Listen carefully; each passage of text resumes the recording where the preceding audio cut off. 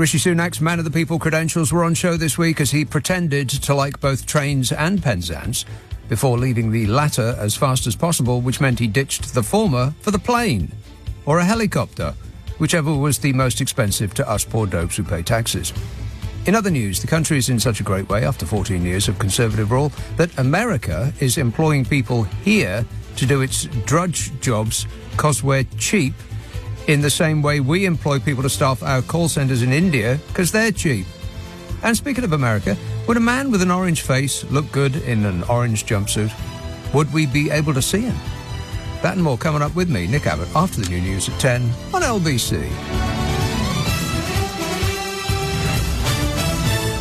On your radio, on Global Player, and Play LBC. Leading Britain's conversation. This is LBC.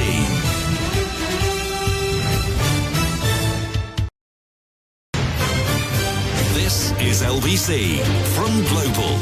Leading Britain's conversation with Nick Abbott. Is he crazy or is that just the way he acts? This guy is sick. There's something wrong with this guy. Totally very unfair. Everybody has been very, very mean to me, and that's not nice. Don't be rude. Don't be rude. Don't call me guilty. I'll sum up everything he's said since. Forecasters warned us Brits to prepare for one of the wettest summers on record as in ever. Forecasters estimated there could be at least 50 days of rain in the 3 months this summer, which as a percentage is... well, let's see now, there's 150 days in 3 months, so 50 as a percentage of 150 is, well, this is easy. You just see how many times that 50 goes into 150, which is 3, and then you multiply that by 100 to get 50 as a percentage of 150, which is 300. Blimey. It's going to rain on 300% of the days of summer. Can you believe that? Yes. The government has reportedly been prepped by the Met Office to expect extremely soggy conditions between the start of June and the end of August. So if their past performance is anything to go by, the government will start planning for garden parties and cricket matches. The bleak forecast threatens to interrupt a number of summer events, including but not limited to Wimbledon, the British Grand Prix, Boring. the Trooping of the Colour, Royal Ascot, Henley and Glastonbury. Hey, kids, take bin bags. Those strong black ones, you'll need them to sit on because absolutely everything will be wet. Trust me, sitting down is the thing that you will want to do most when you get somewhere in Glastonbury, but you won't be able to do it if you don't listen to me. Bin bags. Write that down. If forecasters are correct, it could be the wettest summer since 1912. Whenever that was. The Met Office revealed that April was the 6th wettest since records began, dating back to 1836. In all, there was 55% more rainfall than the long-term average, the forecasting body said. And it's all thanks to global warming. Other places get warm and dry, and we get wet and cold. Oh, fabulous. The summer is just around the corner, though, and temperatures are set to rise to 68 Fahrenheit in some parts of the UK. That's 20 degrees in woke European surrender centigrade. And it don't matter how you describe it, it's rubbish. I actually got my woolens back out. I mean, I haven't stopped wearing the woolens on my upper area, but I pulled out the ones for my, my long pantaloonies. Blooming freezing outside. And today was more like autumn than spring. What will it be for June, I wonder? Would you like to hear the long-range forecast for the next 4 weeks? No. The first 2 weeks of June, cool and wet and windy. Oh, no. Yep. That is through this weekend and the first 2 weeks of June, cool and wet and windy. And for the second half of June, fingers crossed, good luck everyone. Through much of the second half of June, we can expect similar conditions to what we've suffered through in May. But drier spells are possible too. Temperatures are most likely to be around or above normal. Drier spells are possible too. And temperatures are most likely to be around or above normal. We'll take it. Rishi Sunak has been given a glimmer of hope as a major new poll by Lord Ashcroft suggests that more than half of voters, not Tory voters, just voters, have yet to definitively make up their minds as to who they're going to vote for. What? With less than 5 weeks to the general election, only 4 in 10 have definitely decided how they're going to vote. The rest of them are thinking, got no idea. But the poll gives Labour a 23-point lead. That is a 23-point lead among people who say how they'll vote, not from those who will definitely get out of the house and go and do it. And if you sensible people don't vote, then you get run by the party elected by cranks. In this poll, Labour's on a 47% vote share, with the Tories on 24% and Reform UK on 11%. That is Reform UK. It's led by this bloke. I'm a nutcase. who's bravely running away to America rather than try and stand as an MP again for fear of losing to a man dressed as the back of a cow. The poll suggests Keir Starmer and Shadow Chancellor Rachel Reeves are more trusted with running the economy than Rishi Sunak and Jeremy Hunt. Can you believe that? Yes. And that's because we have experience of the gruesome twosome running this country. We know what Sunak and Hunt are like. I mean, no offence to Keir Starmer and Rachel Reeves, but Dick Turpin and the great train robbers would be more trusted than the Tories with the economy at this point. And the Labour leader is named as the best Prime Minister by 37% to 19% who think that titchy suit size would be the best Prime Minister. 19%. 1 in 5 of us. Can you believe that? What is happening in this country? I think Donald Trump has an explanation. I love the poorly educated. He certainly does. And they love him right back. The Labour leader is named as the best Prime Minister by 37% to 19%, though nearly half of all voters say they don't know. He is, however, perceived as dull and indecisive. I think, I don't know about indecisive, but dull would be pretty good round about now, don't you think? Absolutely. Absolutely, Liz. Can we have a little bit of dull? Yeah. Wait a minute. After the catastrophic clown show. Mr. Sunak is branded as out of touch and out of his depth. Rishi Sunak would be out of his depth in a paddling pool. 42% of those surveyed said they definitely decided how to vote. That's less than half of us. Come on, people. 27% said they were leading toward a party but may change their mind. 13% they were completely undecided but would probably vote. 13% said they probably won't vote. Oh, my God. Are you kidding me? 5% don't know about anything. So that's 58% of us who have not decided who to vote for or won't vote at all. Oh, fabulous. Seriously, people, what does it take? Wake up, sheeple. It's later than you think.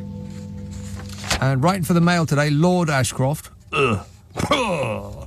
says that while the election may feel like a foregone conclusion, the coming weeks will make the difference between a Labour landslide and a result that is much closer than many expect. Yeah.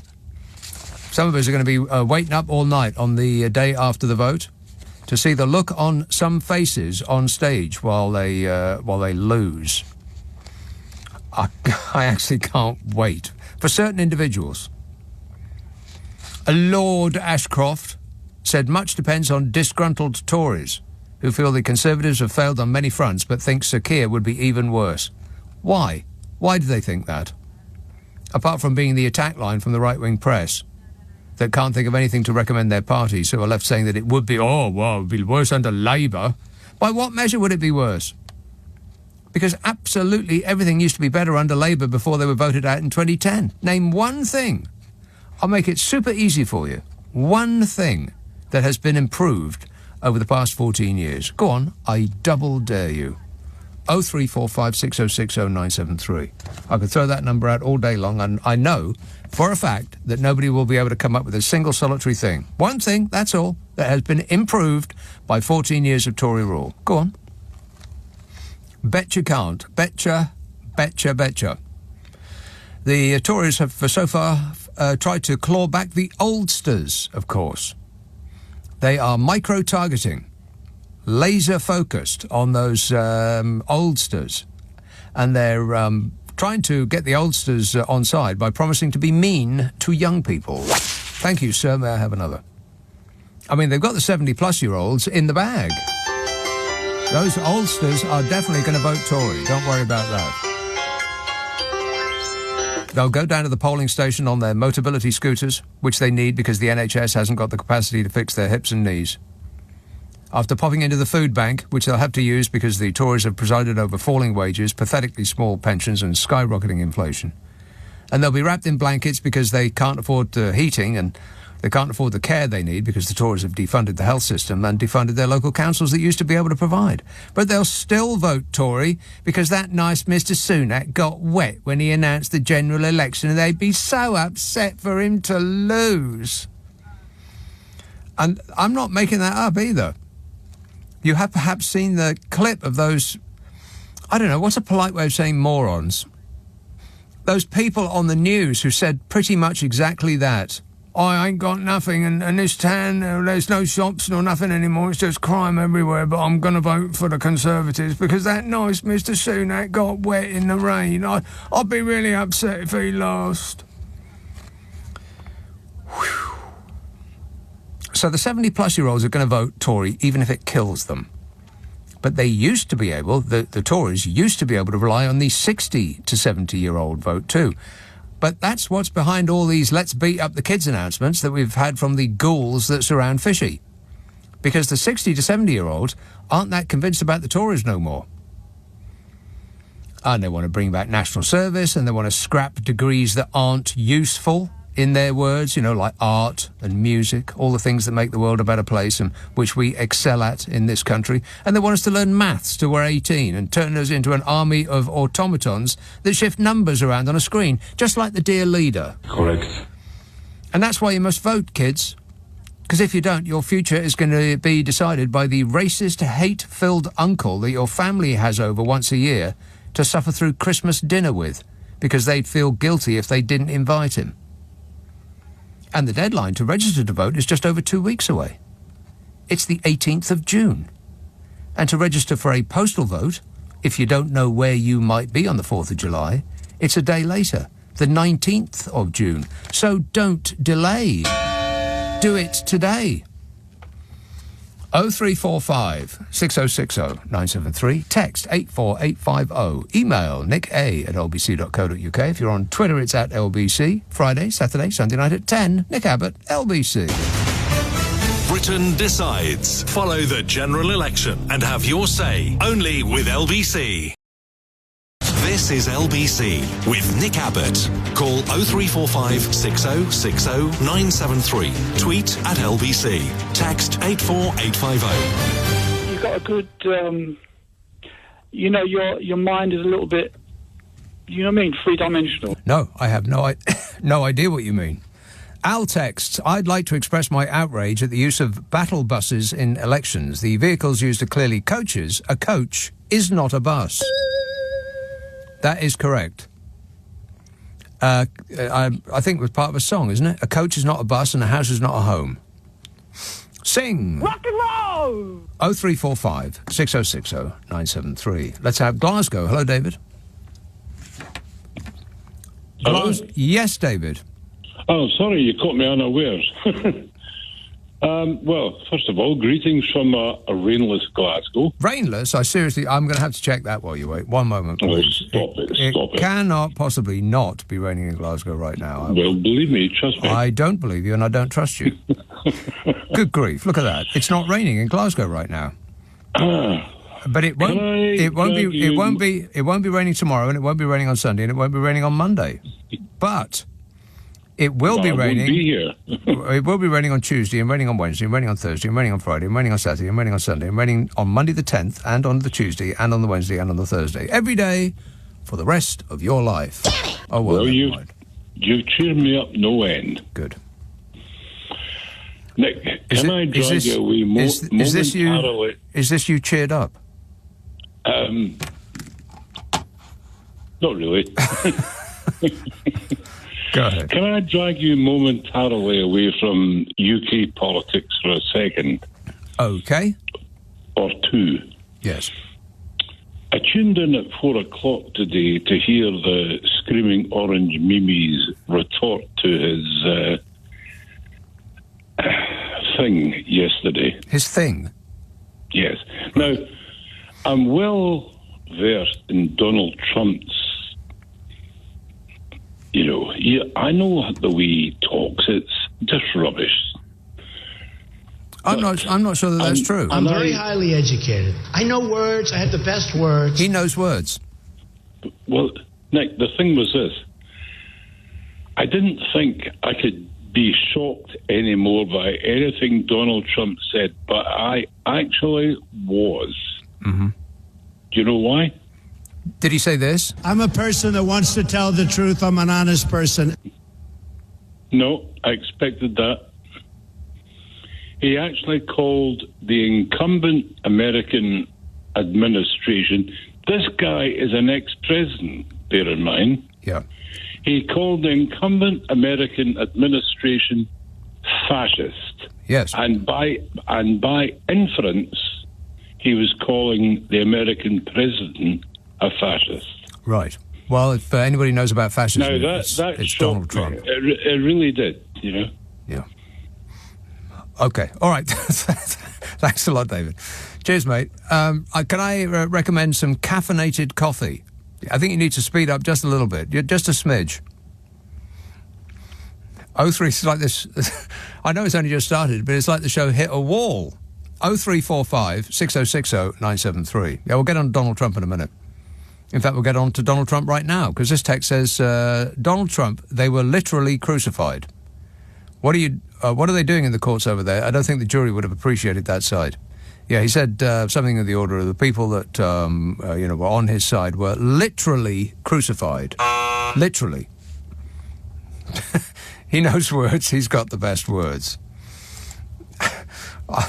I'll sum up everything he said both before and after. Yeah, don't expect it to make any sense. It's not supposed to make sense. It's just supposed to fill the air with noise and numbers signifying nothing. Good grief. Here's another caller in Glasgow. Hello, Brian. Is this the same guy? Have I picked the same guy again? Because that echoing silence rather does suggest that I have. He's still not fully woken up yet. London Bridge. Hello, Matthew. Hello, how you doing, mate? You all right, thanks, yes. Wicked. I just wanted to share a bit of, I'm not name-dropping in that, but my mate's Mickey Flanagan. The one thing that resonates for me at the moment... Who's Mickey Flanagan? Mickey Flanagan, right? Who is he? My mate, right? Who is he? He come out with... Who is Mickey Flanagan? Yeah, sorry, this is what we want to hear. Sorry. Yeah, he come out with his anecdote. Who is Mickey Flanagan? He's a comedian. He's a funny bloke. Right. You're not as funny as you, though. I love you. I think you're brilliant. But anyway, that's enough blown smoke, isn't it? I like you right back. This is sort of like the genre of like the new, like the youth, the upcoming, like, this is our future. I'm double busy. Don't stop me. I've got to go and sign on and get back to work. Okay, well, you're making a lot of sense, Matthew. That's like 2 in a row on the Nicky Abbott show. Simon says, a couple of weeks ago, one of your texters mentioned tinned ravioli on toast. I don't remember that. Tinned ravioli on toast. That's like having a bread sandwich. I mean, with two slices of bread with another slice of bread in the middle. It's all carbohydrates. How can you have ravioli on toast, for crying out loud? Anyway, it says, I revisited this culinary delight this week and I'd forgotten how good it was. I demand all your listeners try it as it is absolutely lush, says Simon. Get me a dictionary, because lush does not mean what I thought it did. 0345 6060 973. Let's try this one. Winchester. Hello, Simon. Nick, good evening. Simon. Well, Donald Trump. Yes. Now, I come to you with both terror and pleasure. Quite curious in a weird kind of way. Yeah. Now, I've just been listening to, before I listened to you, I was listening to an American radio station. Mm-hmm. They were having a phone-in on the verdict, does it change how you're going to vote? Yeah. The majority of people who phoned in said that they are now changing how they vote and they will be voting for the monster. Morons. And, oh dear, I mean, that's the terror. That's the terror thing, because I personally do not believe that a man like that is going to win. I just can't see it. But the joy comes into it in the respect that when things do go wrong, they're all going to suffer too. Oh, mostly and firstly, yes. And I don't believe for a second that those people called in and were uncertain about who to vote for until they knew that Donald Trump was a convicted felon. There's absolutely no way that people are undecided in America. There's about 3% of the people that are undecided. Everybody else knows precisely who they're going to vote for, and nobody's moving towards Donald Trump. No. And the thing is, as well, what I did have to pinch myself and remind myself is that I was actually listening to Fox News. Well, there you go. So, and on that note, it was so funny last night because Ben Kentish had Seb Gorka as a guest. Why? And exactly, but anyway, Seb Gorka pretty much tried to not let Ben Kentish get a word in edgeways. Anyway. He says, if you're not going to let me speak, I'm going to go off and talk to another radio station like GB News. Yeah, well, he will feel right at home. Exactly. Yeah. Oh, my God, these people sicken me. They really do. They're everywhere, and they're taking over the world, Simon. Unless we all are vigilant and go out and actually vote on July the 4th. But I will predict that at least 30% of the people who could express an opinion won't bother to vote on July the 4th. You know, I'm telling you. It's not like their whole country's future depends on it or anything. Correct. That's right. But all I will say is this, if you are still supporting Trump, then you're a moron. But luckily there's more of us than there are of you, and we'll make sure you're okay. Don't worry. No, we won't. No, we won't. They know what they're voting for, and so they can stew in it when they get it. Thanks a lot, Simon. 0345 6060 973. Ari texts, if Donald Trump ends up wearing an orange prison jumpsuit, would it be perfect camouflage? Well, only if he was just sitting in an orange room. Yeah, then you definitely wouldn't be able to see him. It's a total disgrace. Your husband's a convicted felon, Melania. I don't care. She's not that bothered. They take separate cars to separate houses and definitely sleep in separate bedrooms. Because remember, that whole thing, well, not the whole thing, but the thing that people concentrated on was the hush money to Stormy Daniels, which was not the of the court case. That was an aside. It was part of it, but that was not why he was in court. Stormy Daniels was the person that he had sensual relations with while Melania was lying there pregnant, trying to give birth. I cherish women. With both hands, whenever he can. And still the phony religionists claim that, he's been sent by God. It's amazing what is happening. And don't think that we're immune, because of all of the countries on Earth, we'll be, first in line for his special attention. Phil says, did you hear the Orange Man Baby said today that crime is rampant in New York without a hint of irony? Also, is very innocent, is a stronger legal position than just innocent.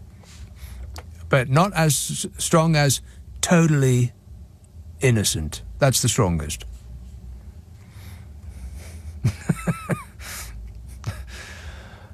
And as the world draws its breath, fearing another one of his presidencies, his message is, You are going to love President Trump. Directly to Vladimir Putin. They seem to be in love, L-U-V. Weird how spangly-eyed Donald Trump gets around dictators. Isn't that curious? Let's have Wanstead. Hello, Sophie. Hello, Nick. I haven't spoken to you for a very long time. Haven't I been lucky? Well, aren't you lucky, because I've got another phone and the reception's much clearer. Ah, yes, you are coming in clear as a bell. loud and clear. Yeah. And the very innocent remark, you can't have gradations of innocence. You're innocent or guilty. I don't understand this man. That is true. And your last caller mentioned, now this is one of the most extraordinary calls I've ever heard on LBC. Which one? The guest that Ben Kentish had on Thursday, about just over an hour into his show, he was the most offensive, rude, bigoted, hate-filled, horrible man I've ever heard, I think, on LBC. Right. Well, you're not talking about Ben Kentish. You're talking about his guest. Ben Kentish is a gentleman, Yeah. but it's I was horrified, and he just. Why do people keep hatred. platforming that man? I just don't understand it. I mean, what benefit would you get from having that person on your show? I think it makes us feel better about being rational and That's a good balanced. point. Yeah.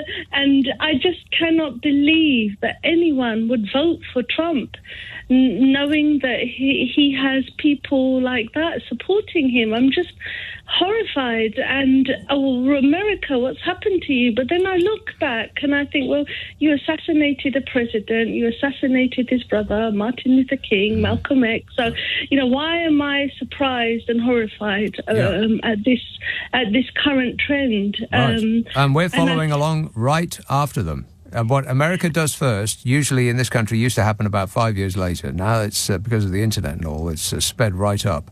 And, of course, the same people that gave Donald Trump to the world, who funded his campaign and got behind him and gave him publicity and peppered the internet with billions of highly targeted adverts to make people fearful of voting for the other side. Those are the same people that gave us Brexit. The same people that are no doubt going to do their utmost to get their favourite party over the line in the coming election in this country. Absolutely, and I think we all think we know America because we see it on TV and on the cinema, and we know the East Coast and the West Coast, but there are some pretty horrific... There's horrific... In the middle. You're talking about the middle.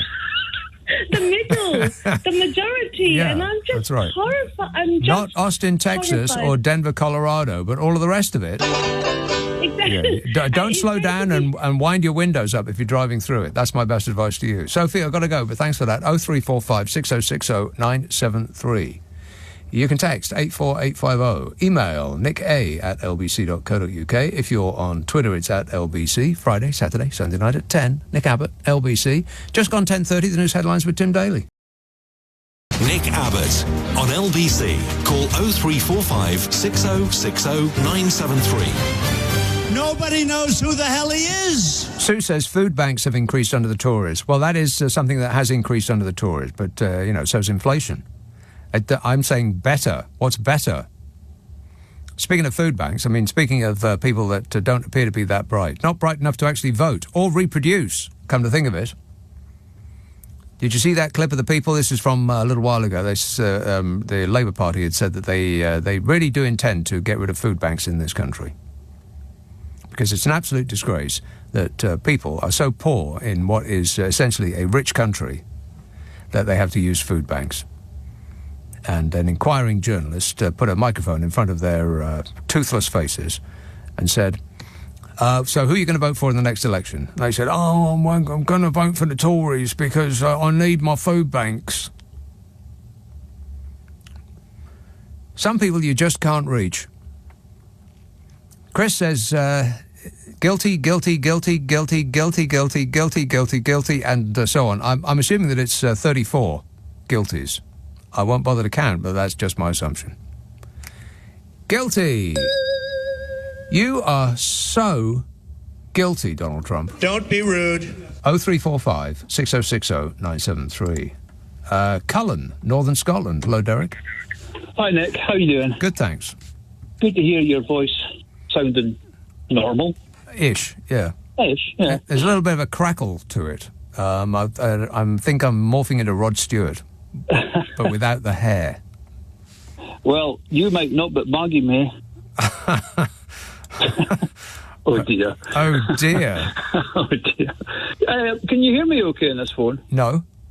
Oh, I better shout louder then. No, you're coming in just fine. Okay. Yeah, I've got an instruction manual in front of me, and I shall read it. It says, this product is not intended for use by users with insufficient psychological, perceptual, mental abilities, experience, or knowledge, unless it is safely used under the supervision or guidance of personnel responsible for its safety. Wow. Two questions. Who would you recommend not use this product? And secondly, what is the product? I recommend that nobody uses this product, and I think the product is a pet dog. Well, I'm afraid to say you are wrong on both counts, because I know you use this product. I do?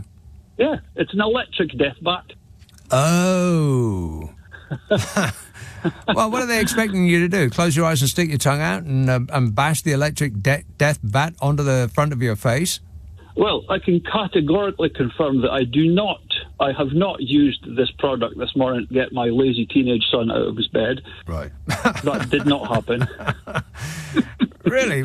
What is it? Because I've not actually used it on myself. Does it actually give you something of a little light shock? Yeah. Does it? Yeah. It varies. I have tried it. Of course, I've tried it. Right. But yeah, it's great fun. But it's cured the problem of flies, because since it got delivered yesterday, I've never seen a fly in the house yet. Oh, I tell you what, it seems to have an effect on wasps too. It doesn't actually kill them, because the larger the insect, the less likely it is to kill it. I mean, it will get rid of clothes moths. Yeah. Really well, because there's no way to catch a clothes moth with your hand. You just can't do it. They take off from where you're watching them on the wall, and then they just disappear. I don't know how they do that, but it's like a magic trick. But with a death bat, you can sneak up to it, and you can get it, and you won't get holes in your jumpers. And I thoroughly recommend it. But if a fly, a blue bottle or a wasp or something like that, it just sort of stuns them for a bit. And, you know, if a wasp is around you in the summer and you're trying to eat and it detects some food and it goes off to tell its mates, if you just lightly stroke one of those with the death bat, I think that it goes and tells its mates not to come there. Now, I might have that wrong, but that is my experience. See, something else about this electric death bat that is quite worrying. That comes with all these instructions and warnings and do not do this, do not do that. Yeah. It's shaped like a tennis racket. Yes. Now, a child sees that, and what do they want to do? They want to go and play tennis or something with it. It'll be the last time they ever play tennis. That'll be funny, though. It would be, yeah. Oh, I was going to say, you're speaking about things you like to watch on TV. Have you ever seen a program called Fringe? Fringe? Yeah. No. It's about fringe science. It's, I think it was 2005 it came out, 2005 time. But I've downloaded it again, and it's great. It's proper watch the next episode in the series good TV. So I recommend that for you. What's fringe science? It's about trying to solve mysteries. The FBI come across these cases that are like really weird. Oh, the truth is out there. I've never seen X-Files, but I imagine it's something like that. Right. But it's really good TV. Well, which channel is it on? I think it was on Channel 4 back in the day, but it's on Amazon. Oh, well, I don't get Amazon. Jeff Bezos has got enough money. I'm not getting Jeff Bezos any more money. That's true. I've made a decision on that score, and it's final. Well, he's welcome to my however much it costs for an electric death bat. I'll give him that. Right. Okay. Sometimes you just got to. Yeah. Sometimes the product is not available in your manner, and you're just forced to. Yeah, I get it. All right. Thanks a lot, Derek. Have fun with that death bat. It is, by the way, an electrified tennis racket type of thing with which you can smite insects. Not necessarily to death. Depends on how big they are. But it is enormously satisfying.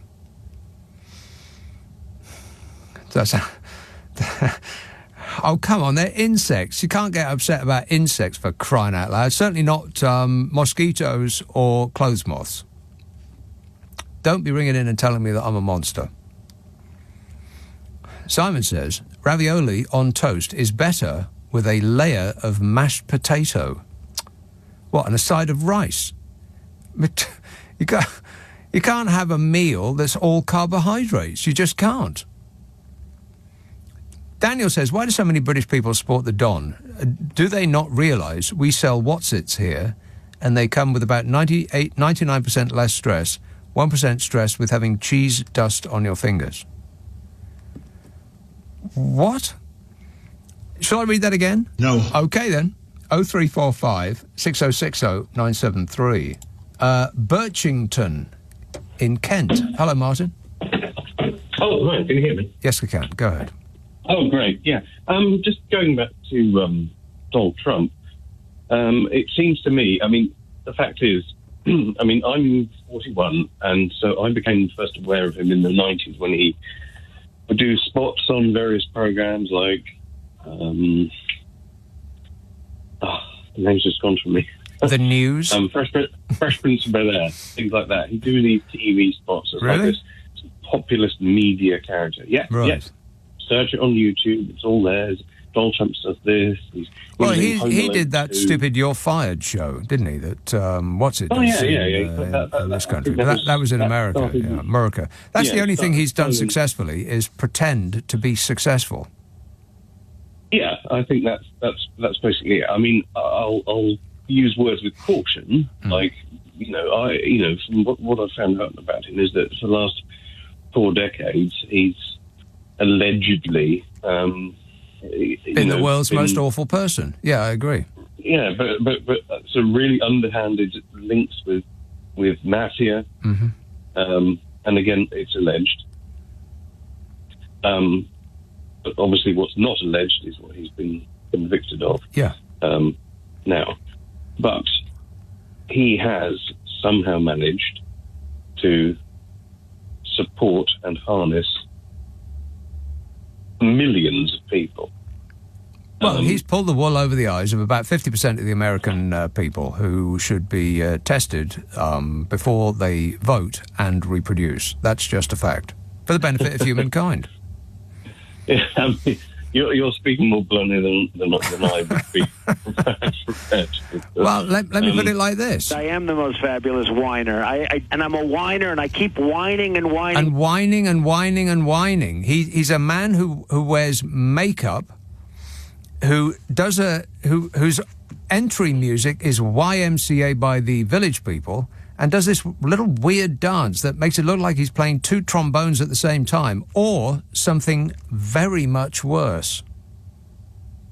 Yeah, no, I absolutely agree. And the point is that for a lot of people, more people than I would have ever thought, he is an easy pill to swallow that makes them feel good so long as they don't ask any questions. Yeah.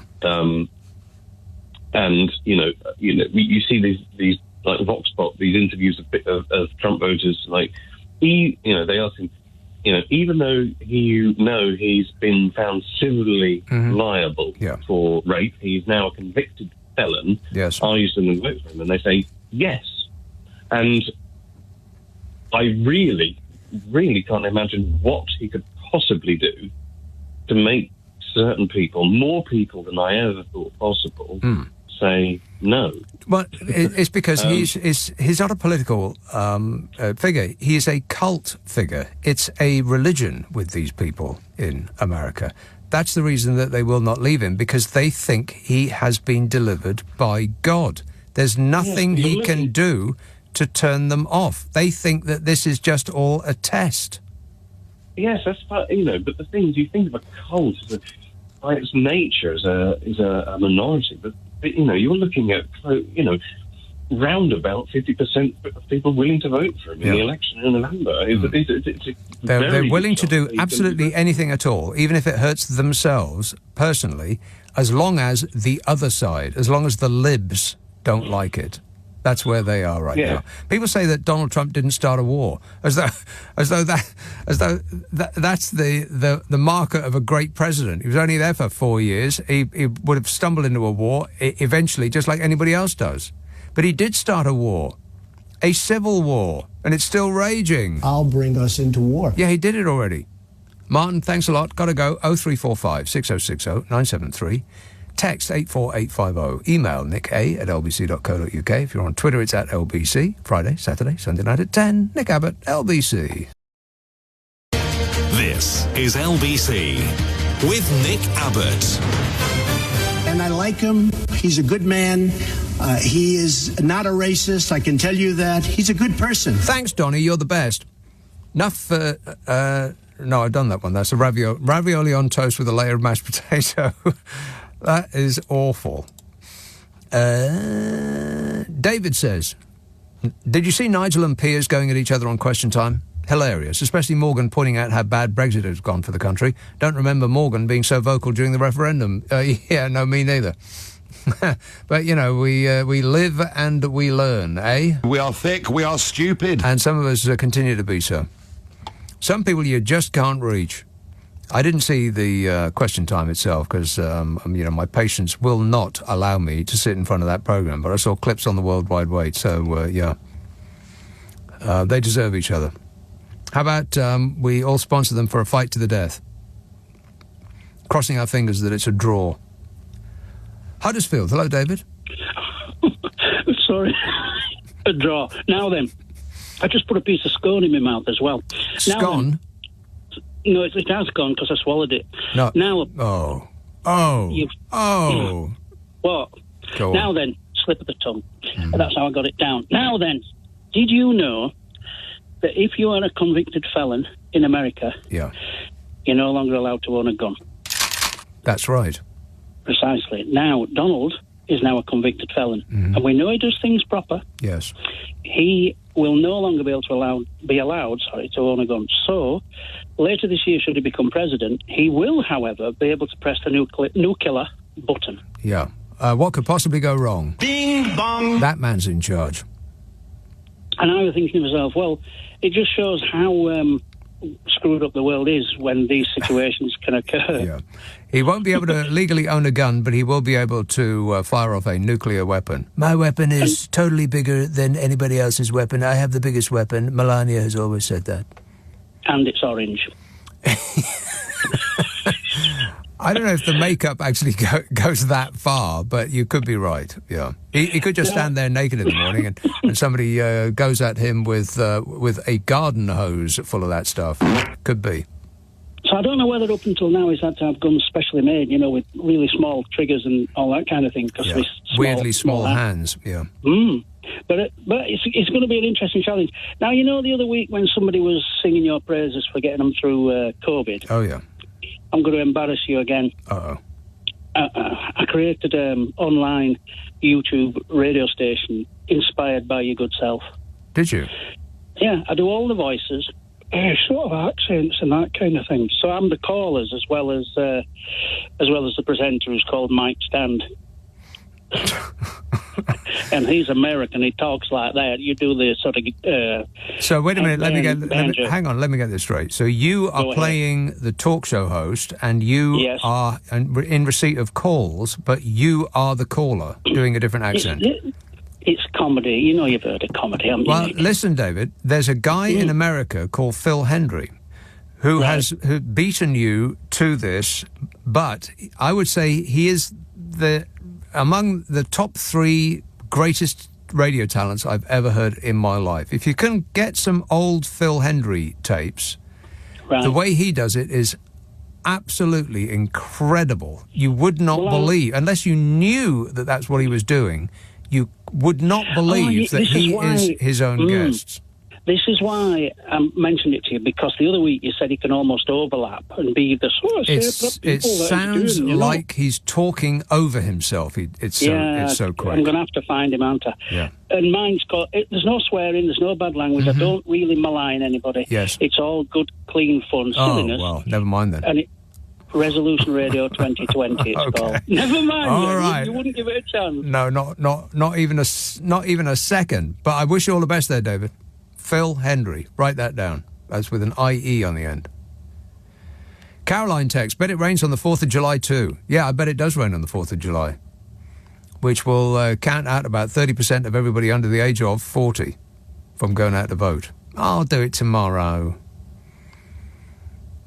Dave says, spare a thought for the poor lad who might have to share a cell with Donald Top Bunk, hearing his rambling day in and day out. Donald Trump is not going to be on the top bunk. He couldn't get up there. 0345 6060 973. East Yorkshire, hello, Mike. Hi, Nick. Something that's happened this week. Farage has been appearing on all different media outlets. Yeah. And the interviewers always challenge him, saying, well, why have you chickened out from standing to be an MP? You've tried it 7 times. Yeah. The impasse comes back every time. He says, I only actually seriously tried to become an MP once. and I was cheated. Yeah. Because the election official for the man that beat me was locked up for 9 months for election offences. So the one time I tried, I was cheated. And I thought, I wonder where he's got that from. Yes, exactly. It was like a little mini Trump whining that the election's been fixed. I can't believe that he's deserting this country in its hour of need. The man who, more than any other, is probably responsible for the position in which we find ourselves. And he's going to suck up to the orange tornado. Yeah. How did he phrase it? He said he's going to get people in Arizona, get them out to vote for Trump. That's what he's going to do. How is he going to do that? The people in America don't know who he is. He's just some weird, giant-mouthed English person.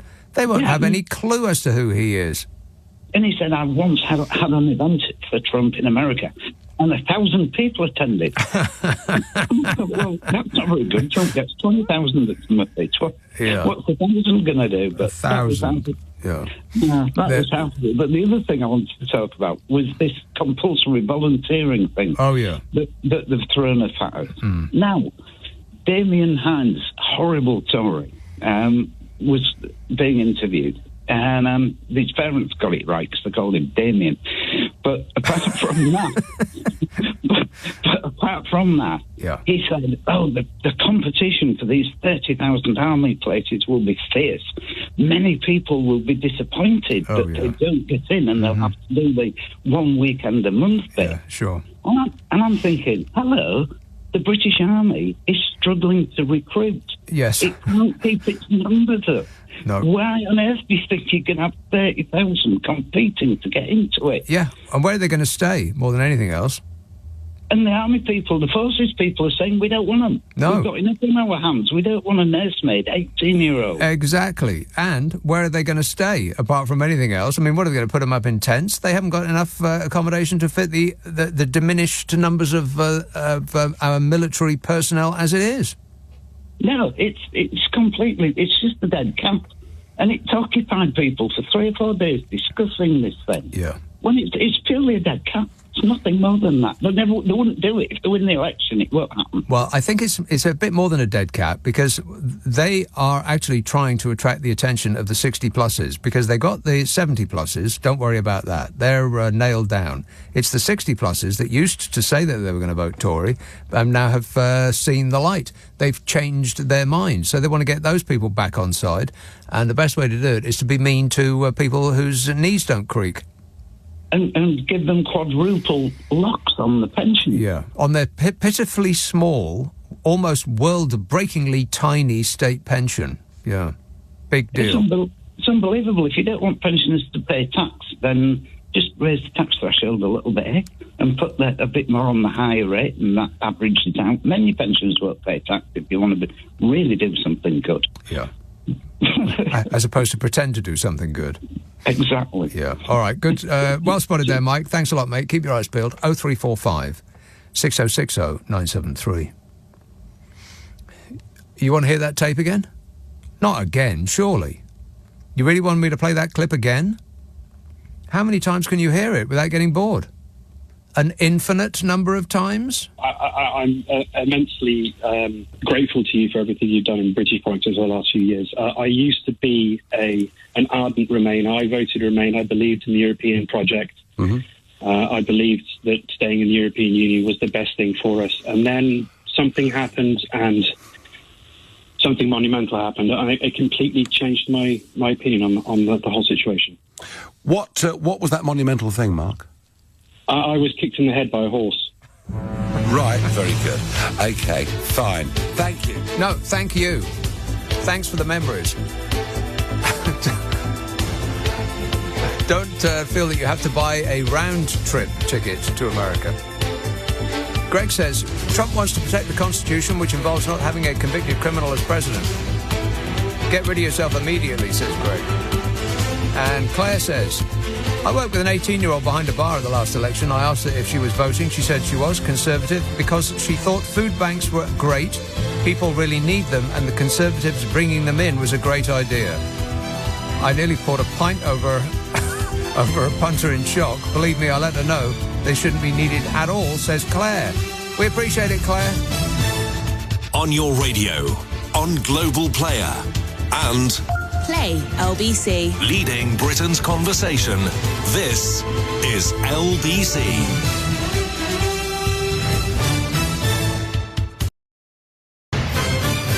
This is LBC from Global, leading Britain's conversation with Nick Abbot. He thinks he looks good in a bathing suit. He doesn't. Is he crazy, or is that just the way he acts? Shares of Trump Media and Technology Group, the owner of the social networking site Truth Social. You believe he called it Truth Social? Liar! Yeah. It plummeted, shares did, on Thursday after former President Donald Trump was convicted in his hush money trial. It was a total disgrace. A New York jury found Trump guilty of falsifying business records in a scheme to illegally influence the 2016 election through hush money payments to a porn actor who said that the two had sex. You believe that? I cherish women. Whenever possible.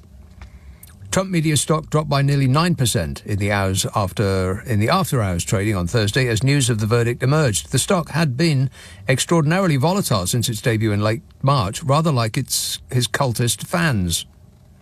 Extraordinarily volatile. You know, those people. Earlier this month, Trump media reported that it lost more than $300 million last quarter. In one quarter. Wow. That's according to its first earnings report as a publicly traded company. But that's okay. I make $400 million a year, so what difference does it make? Yeah, sure you do, Donny. Truth Social stock dropped 9% after Trump's guilty verdict, which means the former president stands to lose $532 million in the value of his shares. It was trading at $48.44 after the closing bell. It had closed at $51.12 during regular hours on Thursday, which gave it a valuation of $9 billion. I mean, these are just numbers that they made up. I mean, $9 billion. A business that lost $300 million in one quarter, that has never made a profit and has, in social media terms, a tiny number of dinglings as its subscriber base, is worth $9 billion. Yeah, like my falling apart pair of trainers is worth $9 billion. It's just numbers they made up. $8,737,540,000. Yeah, or whatever you want. But, you know, if you believe that fantastical valuation, Trump's net worth was $7.8 billion as of market close on Thursday, making him the 334th richest person in the world. But a majority of Trump's fortune stems from his $5.9 billion stake in Trump Media, which looks to lose $5.4 billion after the cost of the shares plummeted. So he has a controlling share in nothing, about the same as he knows. I know nothing. A jury of 7 men and 5 women at Manhattan Criminal Court deliberated for nearly 10 hours before convicting the former president of 34 charges for falsifying business records on Thursday. Everything that I've done is 100% proper. That's what I do, is I do things proper. He does things proper. The 34 charges Trump faced each carry a maximum potential sentence of up to 4 years in prison. But if the Tangerine Tornado put on an orange jumpsuit, you wouldn't be able to see him. It would be perfect camouflage in a prison yard, assuming that it was painted orange. A sentencing date is set for July the 11th. Wow, it really is all happening in July, ain't it? And at that sentencing date, on July the 11th, he'll be let off. Of course he will. He isn't going to jail. Just like all of the other times in his life when he got away with it. And, of course, the religionists, those phonies that think he is doing God's work and was sent to earth to save us, they'll just ignore this like they've ignored the last trial when he was found guilty of rape. It's just what Jesus would have done. Praise the Lord. 0345 6060 973. Jamie says, in Canada we can get plastic shotguns one loads with table salt for shooting flies. They're called bugger salt. Mine has a laser. Can't you just use the laser, Jamie? Zap those flies out of the air with a laser. Let's have Red Hill. Hello, Mike. Oh, hi there. I just wanted to... Hello there. Can you hear me okay? Okay. When the orange boy, the old Donald Trump, when he met Vladimir Putin for the first time, he acted like a little fanboy. Yes, he did. Like he loved him. Yeah. And I just, I think that was when Putin got his first sort of sense, actually, I can take the West on. I mean, I think Donald Trump, he was dismissive of Angela Merkel and people that Sadiq Khan, anyone in the West, he was very dismissive of. Yeah, anybody that doesn't flatter him. Autocrats and that are our enemies. Mm-hmm. You know what I mean? And he did it with, he called him Little Rocket Man in North Korea, but he was sort of friendly with him. Oh, he loved him too. I mean, come on. Those two should get a room. Painful. I just think that orange man that's now getting done is in the pocket of Putin. You know, he's an asset. He's an asset of the Russians. Yeah, well, there's quite a few Russian assets, and some of them have actually been in a position of authority in this country. And there's one person in particular. I mean, they're talking about the Tories are saying, oh, well, you know, the Labour Party, they've been very disparaging about Mr. Trump. And if the Labour Party got in, then this country is going to be in really big trouble because they've been disparaging about Mr. Trump. And I'm thinking... I think he's betraying a quite stupefying ignorance. Said Boris Johnson about guess who? I think Donald Trump is clearly out of his mind. That's what Boris Johnson said. Boris Johnson said... I think Donald Trump is clearly out of his mind. And you should remind Tory speakers of that fact every time they open their mouths and say how much Labour are going to make this country imperiled because of their relation with the Tangerine tornado. Well spotted, Mike. Thanks a lot, mate. 0345 6060 973. Pat text, Trump being found guilty makes me think that maybe there is a God.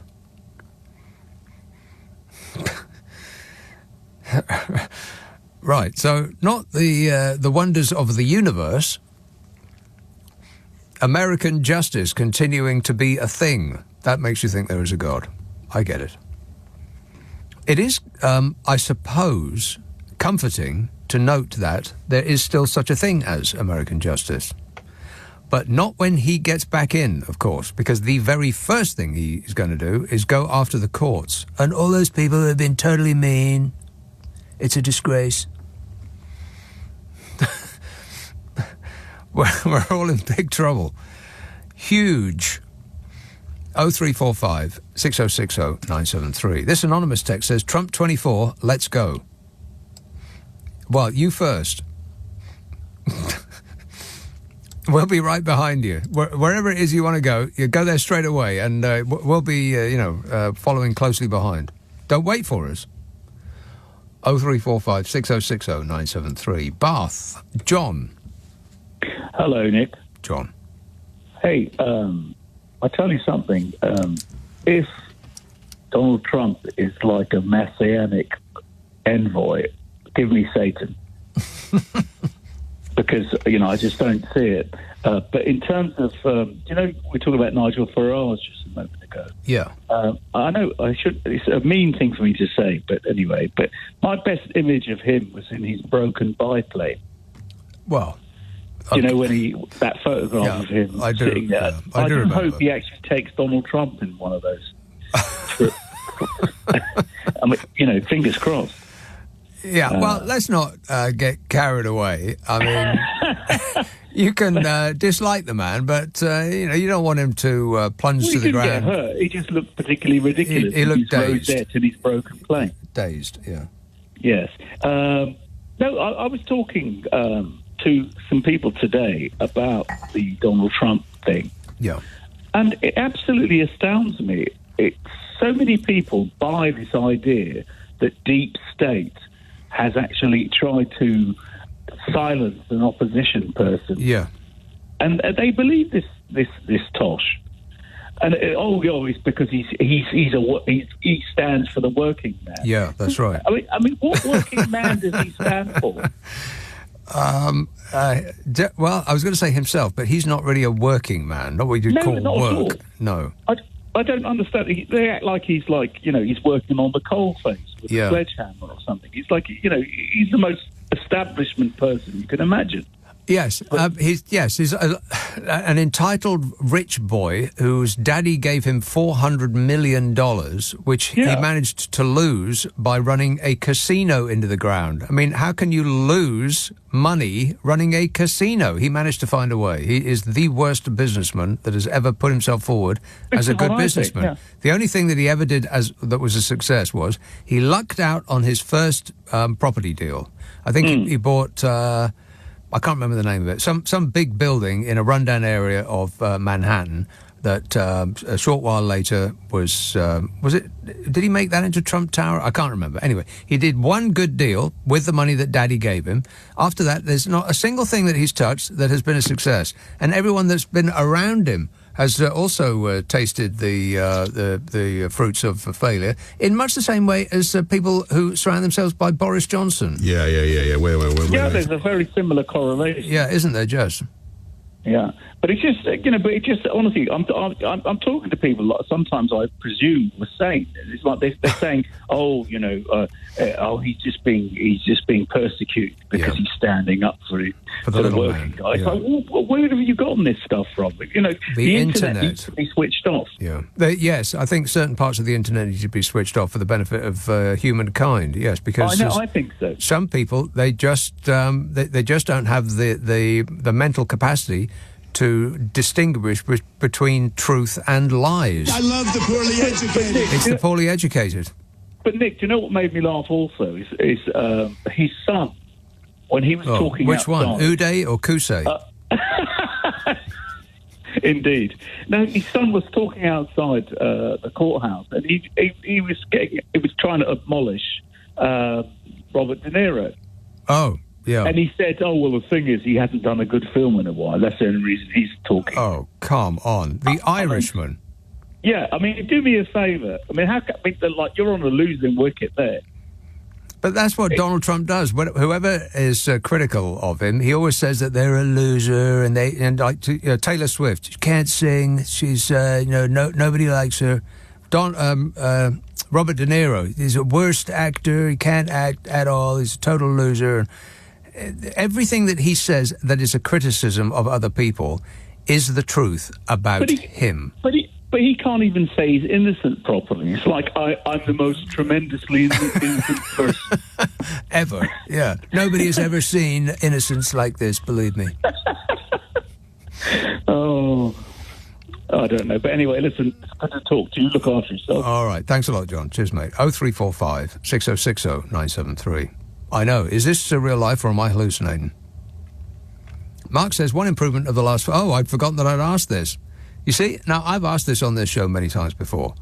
Name one thing that has improved in the last 14 years of Conservative rule. And I never get any response at all. So I know that if I throw it out again, that I'm not going to get a response. So I immediately forget that I've asked that question. And comes the response... about an hour later, from Mark, says one improvement of the last 14 years is our ability to wrap ourselves in warm blankets of sovereignty, saving us from the inconvenience of having to burn our furniture when we can't afford the energy bill. Yeah, well, we should accept small benefits where we can find them, Mark. Let's have West Devon. Hello, Rose.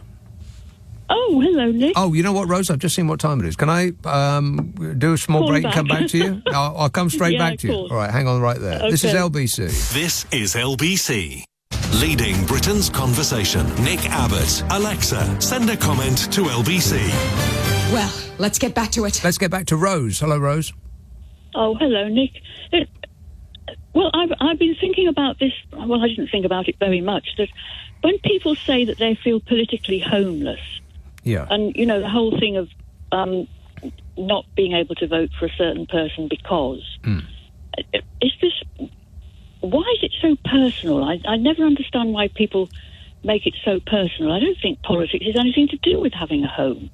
And if the idea is mooted that perhaps the person should. I say should, nobody should do anything, but you know what I mean. Maybe vote tactically. You see, the trouble is the word vote. You're not. If you forget the word vote and just say put a cross there, because that's all it is. It's a pencil and a piece of paper and a cross, which is saying something or is doing.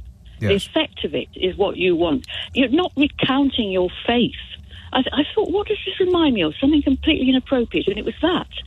It's as though I can't possibly vote, for example, for Starmer now. I mean, there's all sorts of things. Me, personally, I don't want, I don't approve of him. But it's not about that. It's like they're recounting their faith on pain of being burnt at the stake. You're putting a mark on a bit of paper in a desperate attempt to salvage what's left of this country. Yes, exactly right. Every single polling booth should have an official who accompanies the person to the plywood booth and points at the correct box and tells them to put their cross in there. What's wrong with that? Oh, Nick, you've deliberately misunderstood me. Well, no, I don't know. I suppose I understand you completely. Yeah. I think the problem is people can't detect they can't find the perfect party. No such thing exists.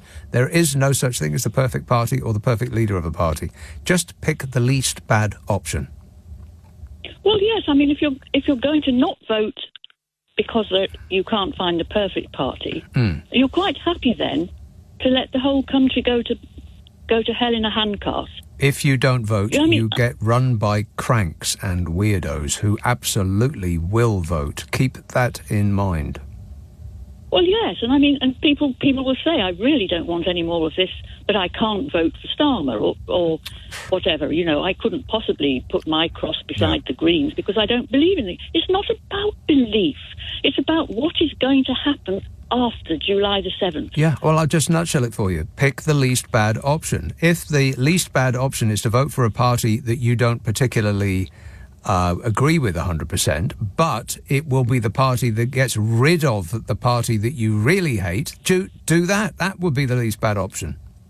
Well, it does seem pretty obvious, and I think it's this personal thing that's getting in the way. It's as though they think that they're making themselves out to be what they're not, and it's nothing to do with our personalities.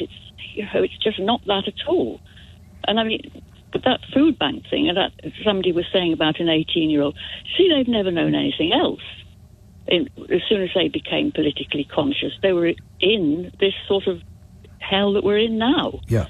And when food banks first appeared, I'll never forget it. I heard, what are you talking about? I thought, food banks. I knew then where we were going, didn't you?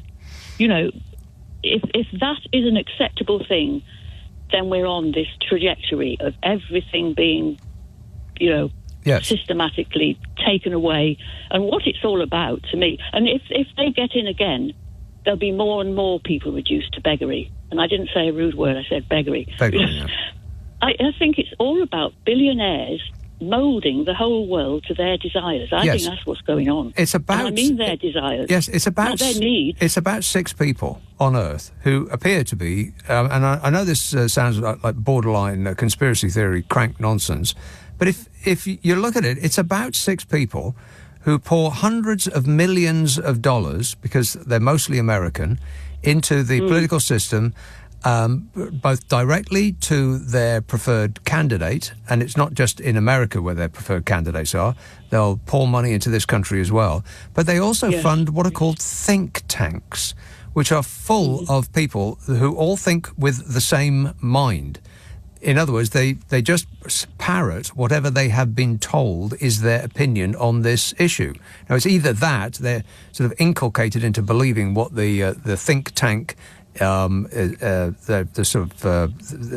beliefs that they espouse, or they're attracted to that think tank because they happen to agree with them that, smoking is not a cause of cancer and fossil fuels are not the cause of climate change, which doesn't exist. It's just weather. All this stuff that they all come out with, these right-wing, opaquely funded think tanks. You have to wonder, why are they so secretive about where their money comes from? It must be because their money comes from about 6 people, all of whom are billionaires, living in America, who only exist as clouds of mist for tax purposes. Yeah. I mean, I hesitate to say I think that's right because, I'm certainly not the best informed person in the country. Me but either. It makes Nobody should listen to this show. The host is an idiot, doesn't know what he's talking about. That's just true. It just makes absolute sense. Yeah. It just fits with everything. If you think of everything, everything through that prism, then it all makes sense. I mean, why are we okaying more oil and gas extraction instead of going after green energy as we should be, like hell for leather? Yeah. Like time is of the essence. We should be doing that, but we're not because billions and because the fossil fuel companies make hundreds of billions of dollars, so they can afford to throw $1 billion, spread it around the world's politicians, and the money will keep pouring in because they will. We actually subsidise the fossil fuel industry more than it pays in tax. Oh yes, that doesn't surprise me. Yes, and you see, it's all about what is all this for?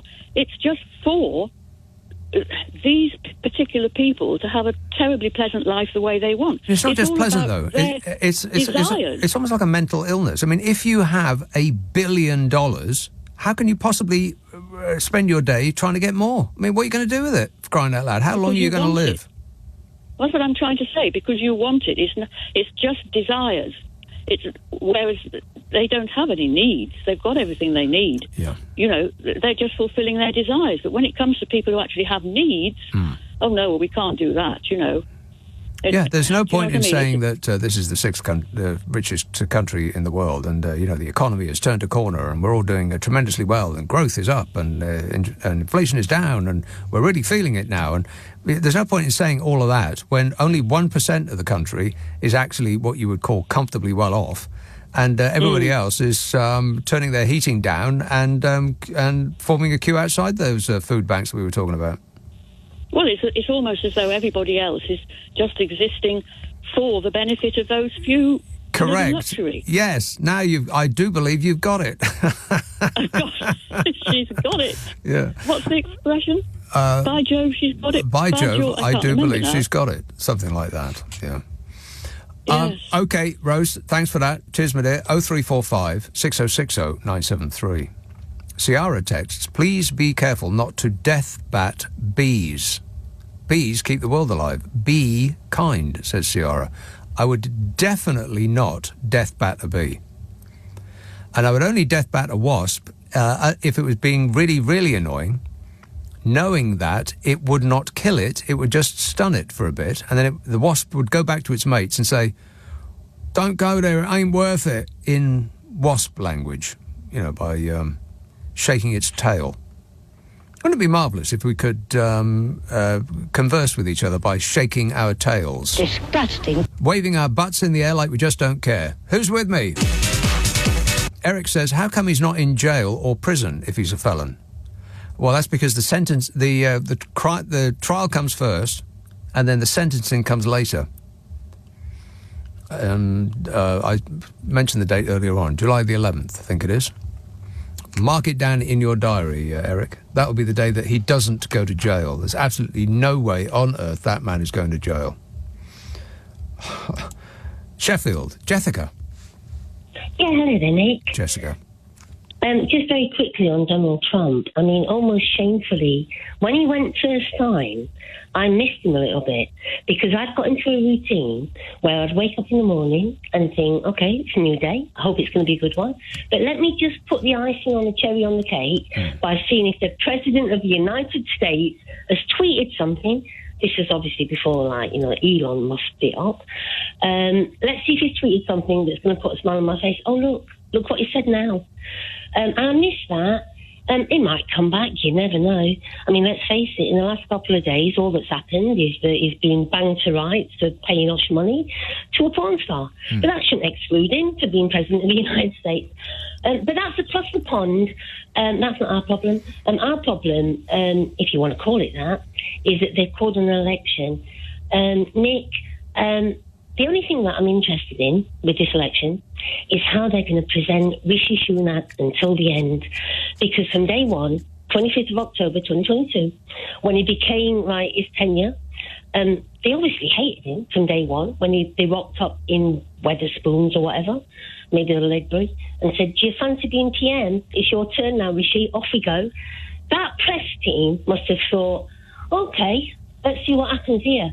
Now, I think they tried to begin with to make him public-facing friendly and challenging, because he's not a people person, is he, Nick? No.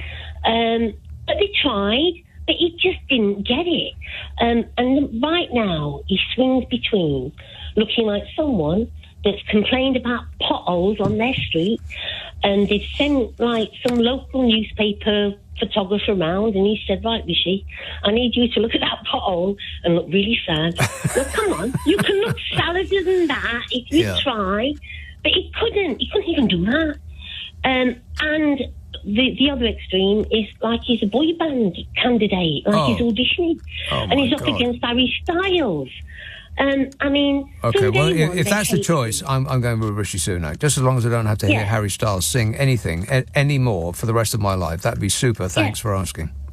But do you know what, Nick? I mean, they didn't need to make him get that wet in the rain, but they wanted to because they're really annoyed at him from day one. Yeah, I think his PR people... I think his PR people hate him. Either that or they're very, very bad at their jobs. He's like something out of The Apprentice. He went out, he couldn't be Alan Sugar's candidate for being an apprentice, so he said, oh, I'll be a Prime Minister then. And now we've got him here. If he, by some kind of deal with Satan's soul or something, he becomes Prime Minister on July the 4th, which is my birthday, Nick. I don't normally work on my birthday, but oh my God, I'm going to be working left, right and centre because I want to see how this one pans out. Right.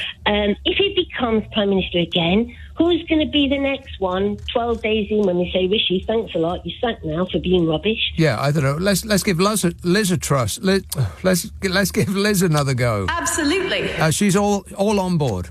She's ready to serve. Jessica, I've got to go. 0345 6060 973. Text 84850. Email nicka@lbc.co.uk. If you're on Twitter, it's @LBC. Just past 11:30. The news headlines with Tim Daly. This is LBC with Nick Abbott. Call 0345 6060 973. Tweet @LBC. Text 84850. Some whack job can say this stuff and get away with it? I've got the embargoed stories about what the Labour Party, the Lib Dems and the Conservatives are going to do next on their campaign trail.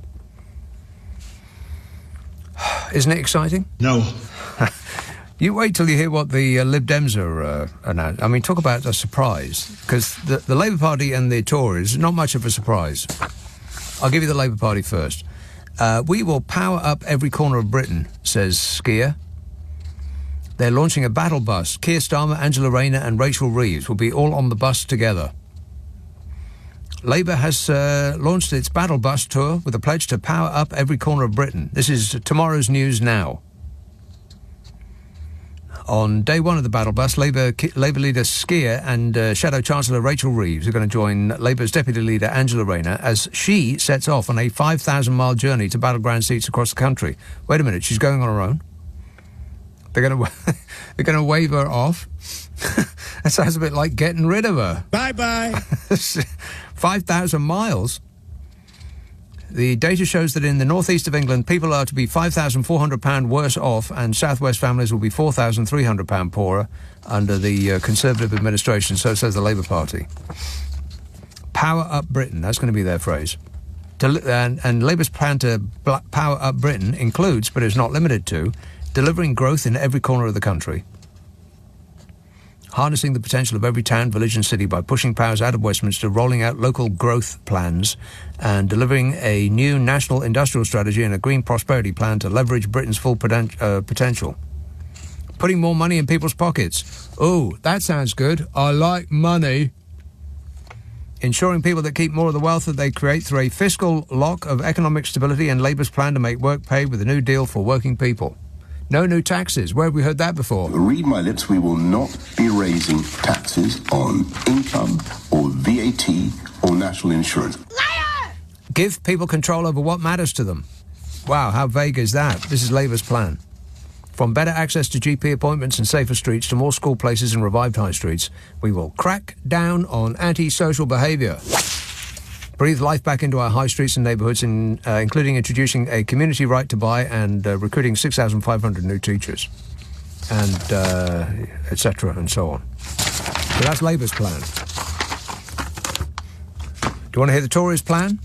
The Tories' plan is to say the word plan a lot. We have a plan,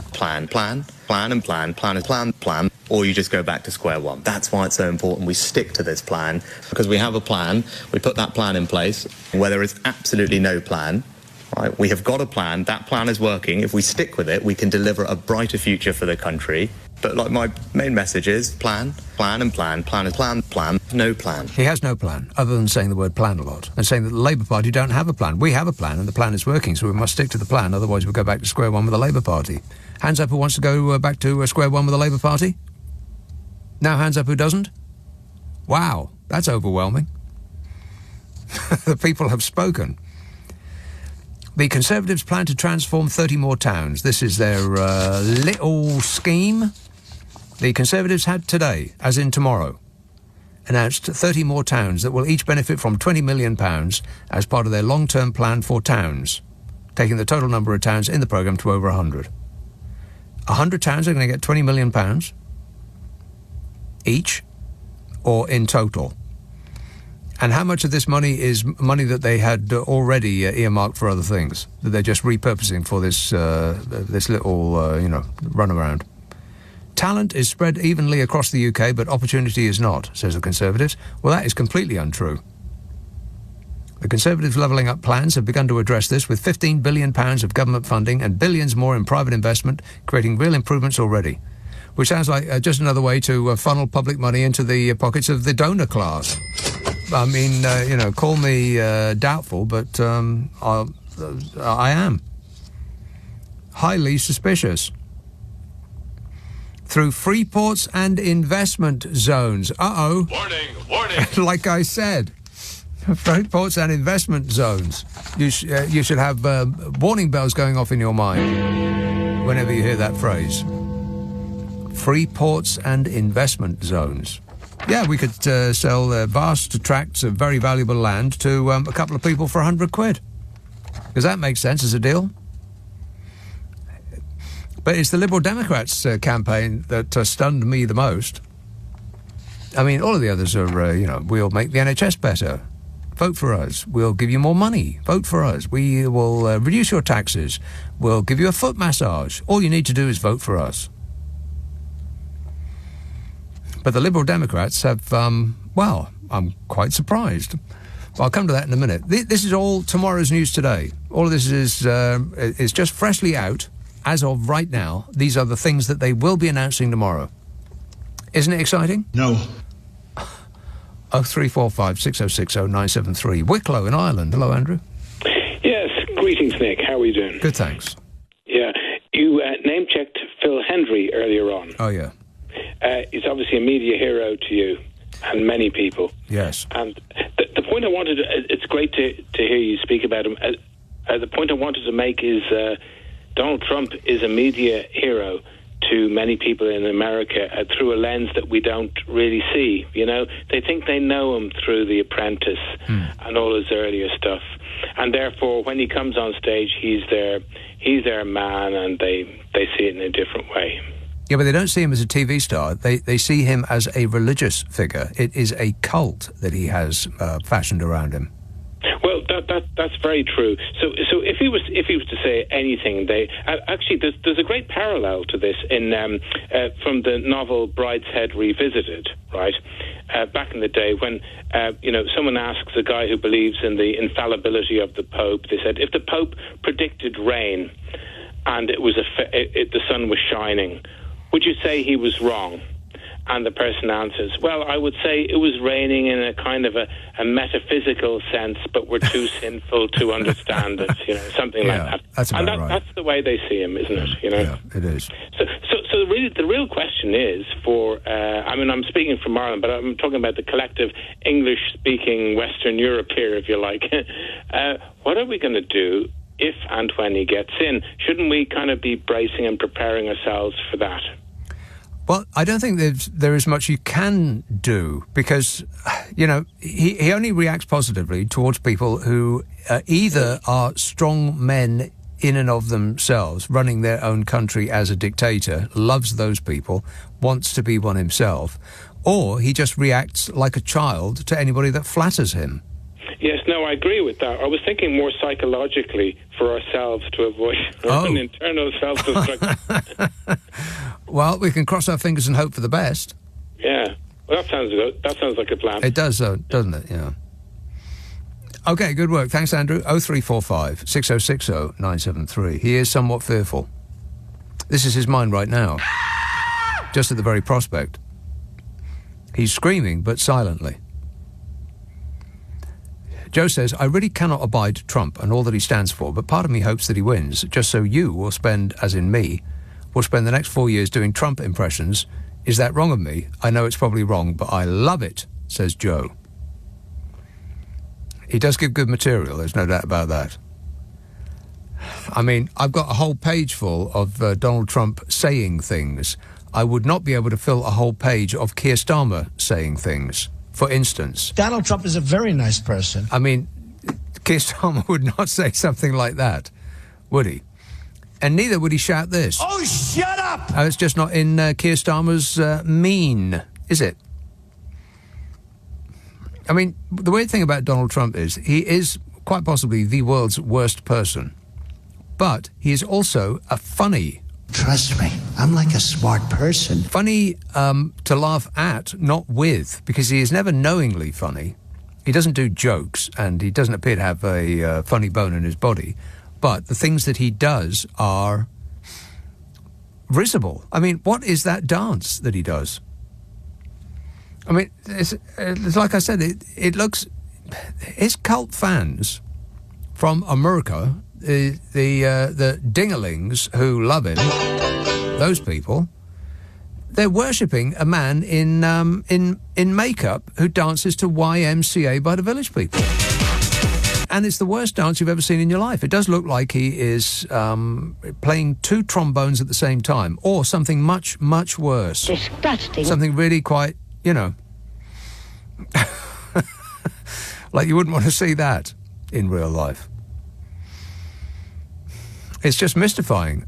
But then, I was watching Valkyrie, that film with Tom Cruise, and he was a German officer who was trying to kill Hitler.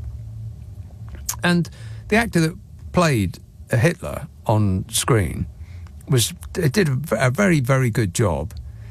And it just struck me all the way through. This weirdly twisted, odd, thin, pathetic little man, Hitler, wielded that much power. He wasn't a strong man. He was thin and weedy and kind of fey. Do you know what I mean? That man. And so you don't have to be particularly bright to change the world for somewhere that is much, much worse. And you don't have to be particularly engaging or intelligent. You don't really have to have a way with words, because Donald Trump totally doesn't have a way with words. He speaks like a child, which I think is part of his appeal to those that, are his closest fans, the poorly educated. They like him because he speaks like them in very, very short sentences and exaggerates everything. I mean, he's a ridiculous figure of a man.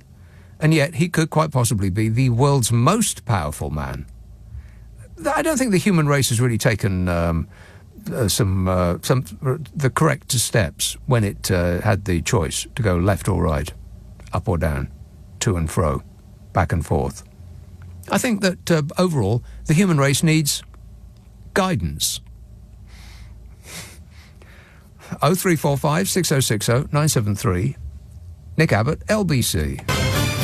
This is LBC from Global, leading Britain's conversation with Nick Abbot. You know, some whack job can say this stuff and get away with it. I don't wear a toupee. 0345 6060 973. I have to tell you what the Liberal Democrats' campaign announcement is going to be, but first, let me take an important call in Brighton. John. Hello? Is that you? It is me, John. Oh, is that you? No, you didn't say my town, so I wasn't sure. Brighton. No, John. I think it's a bit ironic, this whole trial with Trump, because I think it's only going to make him more electable. No. More certain he's going to win. No, I'm a bit tired of hearing this from people, that they've sort of given up, that it's in the bag, it's a done deal. No, it isn't.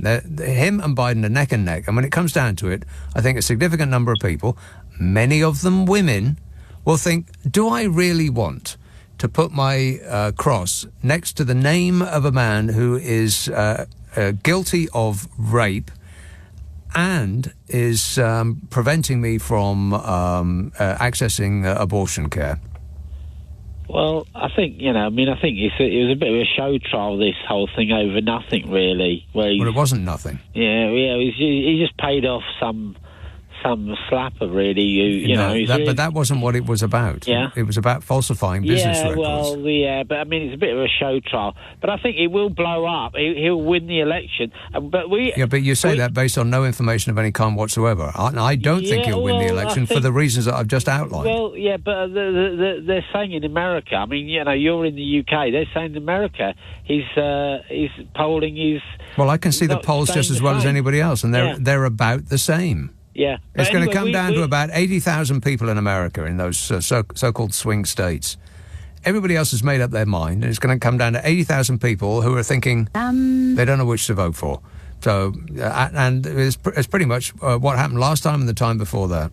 We need him to win to save the world, because God knows what's going to happen in the UK when Starmer wins. They're already arguing with Labour, with Angela Rayner and Diane Abbott. They're all circling around. They're going to all start bullying Starmer, and God knows what's going to happen when Starmer wins here in the UK. John, are you considering voting on July the 4th? I'll definitely vote, yeah. June the 4th. Well, that is a disappointment. Okay, thanks a lot, mate.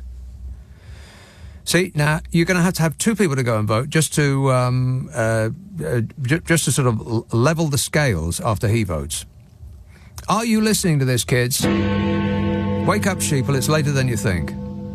You've got about 2 weeks, just over, in order to register to vote. Otherwise, you'll have people like that who are going to dictate the future of this country for you. And if you don't do it, then it's all on you.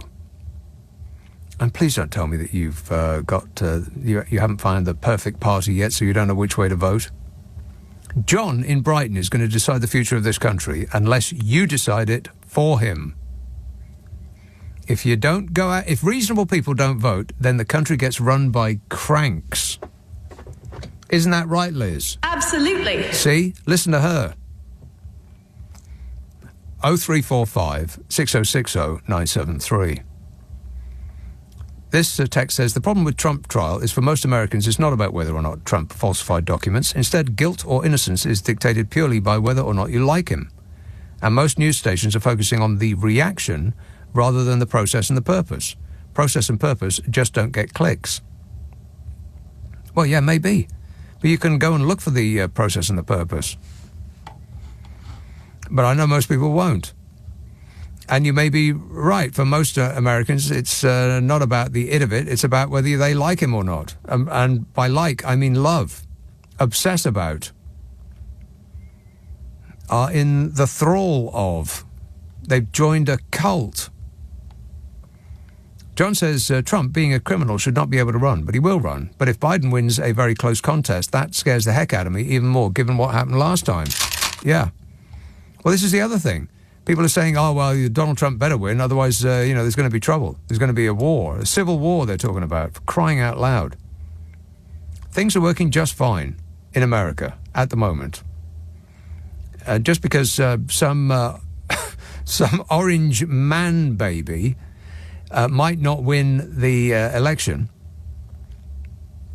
doesn't mean to say that his reaction and his cult fans' reaction would mean that we'd have to give it to him anyway. The whole world's lost its mind. Mike says, I'm no fan of the Tories, but they brought in marriage equality for gay people. Labour never did that in their 13 years. You can't deny that. Well, I can. Labour brought in, what do they call it? Civil partnerships, which, as far as I'm aware, is the exact same thing as marriage, except it's not called marriage. So they did bring it in, Mike. You can't deny that. Let's have, we might the longest. Heston. Hello, Isaac. Hello. Isaac. Oh, Nick. Hello, right. Yeah, I wasn't going to phone tonight. I was just going to listen, but one caller made me want to phone. Right. And she's the third of 3 points I want to make. It's Rose, okay? Oh, yeah. Okay. She'll be number 3. I thought Rose was brilliant. Mm-hmm. But the first two, right, number 1, that guy just on there called Rob, okay, who was trying to discuss, was it the gold and all that and currency? Oh, yeah. And I was listening. I was listening to the conversation, and right. Well, as far as I'm concerned, when I listen to Rob, he is exactly why we need a revolution in this country and the world. I mean, what a lot of nonsense he was trying to talk, you know. So, but he did amuse me. The second thing... He makes you laugh like a clown. He's here to amuse you. I just couldn't stop laughing. I wanted to say to the guy, oh, for God's sake, man, just keep quiet and go away. Second thing is, yes. What I've noticed with the election, I've noticed when Rishi Sunak goes around the country, okay, he seems to be almost by himself, you know. He's got none of his, fellow cabinet ministers around him. It seems to be him as a one-man team, whereas Keir Starmer, he's got Rachel Reeves, Angela Rayner, Wes Streeting. He's got the team with him, you know. Actually popular. I've noticed... People don't mind being photographed standing next to him without being paid or bussed in from another county. Absolutely. I mean, a perfect example of that is when he went on the overnight sleeper to Penzance in Cornwall, and he got off the train, and it was just him. I thought, what a lonely figure, you know. Yes. I thought. Well, don't start feeling sad for him, Isaac. He has got billions of pounds to keep him company. Yeah. I thought to myself, you know, where's your team, man? Where's your team? You know. Anyway, let's get on to my final point, number 3, Rose. Okay. I thought Rose was absolutely brilliant, and she made me want to pick up the phone. As far as I'm concerned, right, we should cancel the election, and Rose should start on Monday as Prime Minister. Right. You know? First thing Monday morning, Rose. Yeah, well, maybe not first thing. Can you start after lunch? First thing. Yeah, exactly. Because I know that coming in on Monday might be a bit of a trial. So how about Tuesday? Tuesday afternoon, sometime like that. Or maybe Wednesday. Wednesday would be fine. Yeah. And, you know, if it's Wednesday, then that's quite near the weekend. How about the following week? Because she said, right, okay, to finish off quickly, she made a number of points while talking to you, and the one that stuck out was that it just seems to be a world of billionaires who just want to get rich, and the rest of us will can go to pot, and that's exactly what it all boils down to. Yes, when you think about it like that, everything suddenly makes sense. Yeah, that's where all that money has gone, to the people that already had all of the money. Yeah. Thanks a lot, Isaac. 0345 6060 973. Claire texts, all Trump supporters dinglings? Perhaps, says Claire. David says, I too can't watch Question Time. It's just painful. Yeah, I will not watch that programme. I just won't. It's just too annoying. All of those people are just too annoying. Even when Chris Philp isn't on, it's too annoying. Joanne says, with that American DJ you mentioned, didn't Robin Williams do something similar in Good Morning Vietnam? No. Nothing similar at all. I've never heard anybody on the radio do an act like Phil Hendry, my second favourite radio personality of all time. If you can get tapes of... he does have a website that requires payment, and I would recommend that you look at it, because it's just a remarkable talent. He really is. It's amazing. He has about 50 characters, something of that order, each of which has a very, very different voice and outlook on life. And he is a talk show host who has called, in much the same way as we do. We have guests at the beginning of the hour, and they come on and they talk for however long. And then we have people call in and talk about what the guest was saying. But with him, the guest says some of the most extraordinary things you've ever heard in your life, and people who don't know that he is the guest call in a state of outrage, and then hilarity ensues. But he does it so perfectly that if you didn't know that he was imitating the guest on the phone, then you would swear that there are two people, because he seems to have the ability to talk over himself in different accents. It's amazing what he does. But that's who I was talking about, Phil Hendry. Wendy says, it's pronounced scone as in phone. I should have read ahead. It's pronounced scone as in phone, not scone as in Ron. Well, you got that wrong, Wendy. Better luck next time.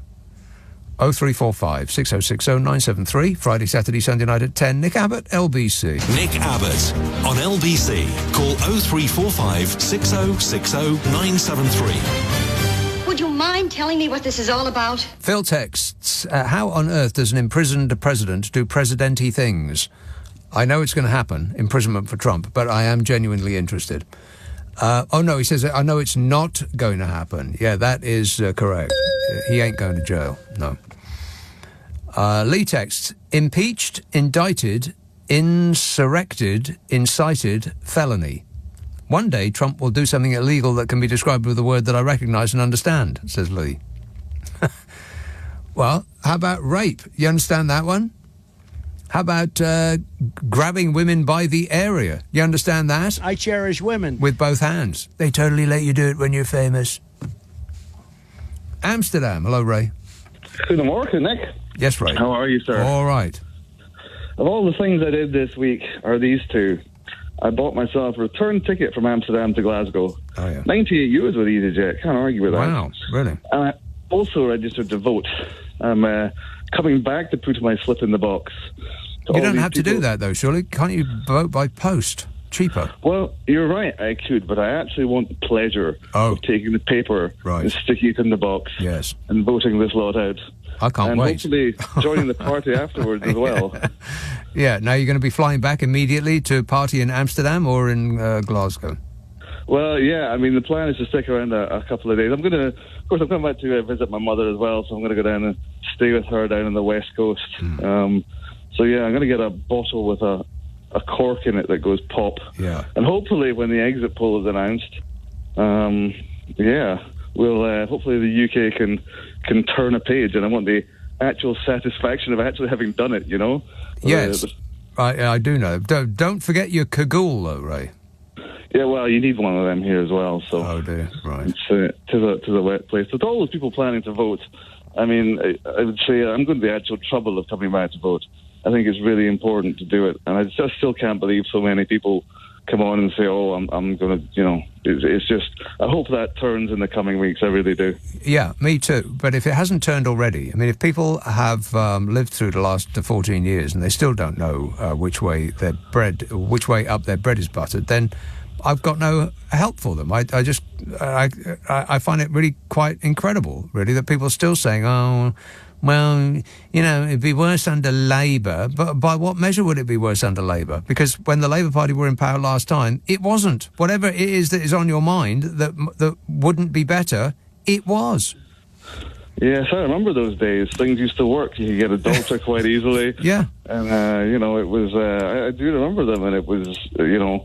I think it's going to take a few years to get back there. Oh, you're kidding? More than that. Well, 10, I would say. 10. Two terms. I'm trying to be optimistic, but okay. You're probably right. You're probably more realistic there. Yeah. But I think the country will get there, but you just need people who are making decisions with the actual honest intent of trying to make the country a better place. Yes. Rather than, you know, I mean, people say, well, I don't know what I can mention right now. I probably can't mention parties or anything, can I? Which party? You going to a party? Not too bad an idea. But, I mean, people say, were there any successes from, you know, Sunak's premiership? And, I mean, well, I think his father-in-law did quite well out of it. So, I mean, there is that. Yeah. Always, there's always a sunny side. Exactly right. All right, well... Happy landings, Ray. Thanks a lot, mate. Thank you. Cheers. Ta-da. 0345 6060 973. Yeah, but what a concept. People running the country for the benefit of the people, as opposed to people running the country for the benefit of the people who are running the country. Select. Darryl texts, the Tories' new policy in national service doesn't seem to be very popular. No, it doesn't. That's because they thought it out really strongly. We thought about it really strongly. They just thought, what would Donald Trump do? You know what the Liberal Democrats are going to do? I got the information in the palm of my hand right now. Because I've skipped over... all this is very, very embargoed. I'm probably not supposed to be telling you this at all. I think maybe I've been... speaking a bit too loudly for the benefit of my voice, because it's not entirely come back yet, and I don't want to ruin it again and go off for a period of time. So I'll tone it down a bit. But the Conservatives are going to plan to transform 30 more towns by throwing vast amounts of your money that will no doubt just disappear into the pockets of donors and friends, if previous experience is anything to go by. Or they could have changed completely. Labour, on the other hand, have got a lot of vague and waffly notions. They're going to power up Britain by delivering growth in every corner of the country, by putting more money in people's pockets, and by giving people control over what matters to them. And, you know, there's like 5 pages of that, so I won't trouble you with it. But look at this. Talk about coming at it from a different angle. The Liberal Democrats campaign announcement. Have you heard? The Liberal Democrats announced the party's manifesto will include a call for 10 Premier League games to be shown on free-to-air television each season. What? That's in their manifesto. The party says the cost of subscriptions to the 3 services which show Premier League matches is over £870. Wow. Really? If you wanted to watch, or have the ability to watch, all the Premier League matches in a season, you'd have to subscribe to 3 TV services at a cost of £870. Wow.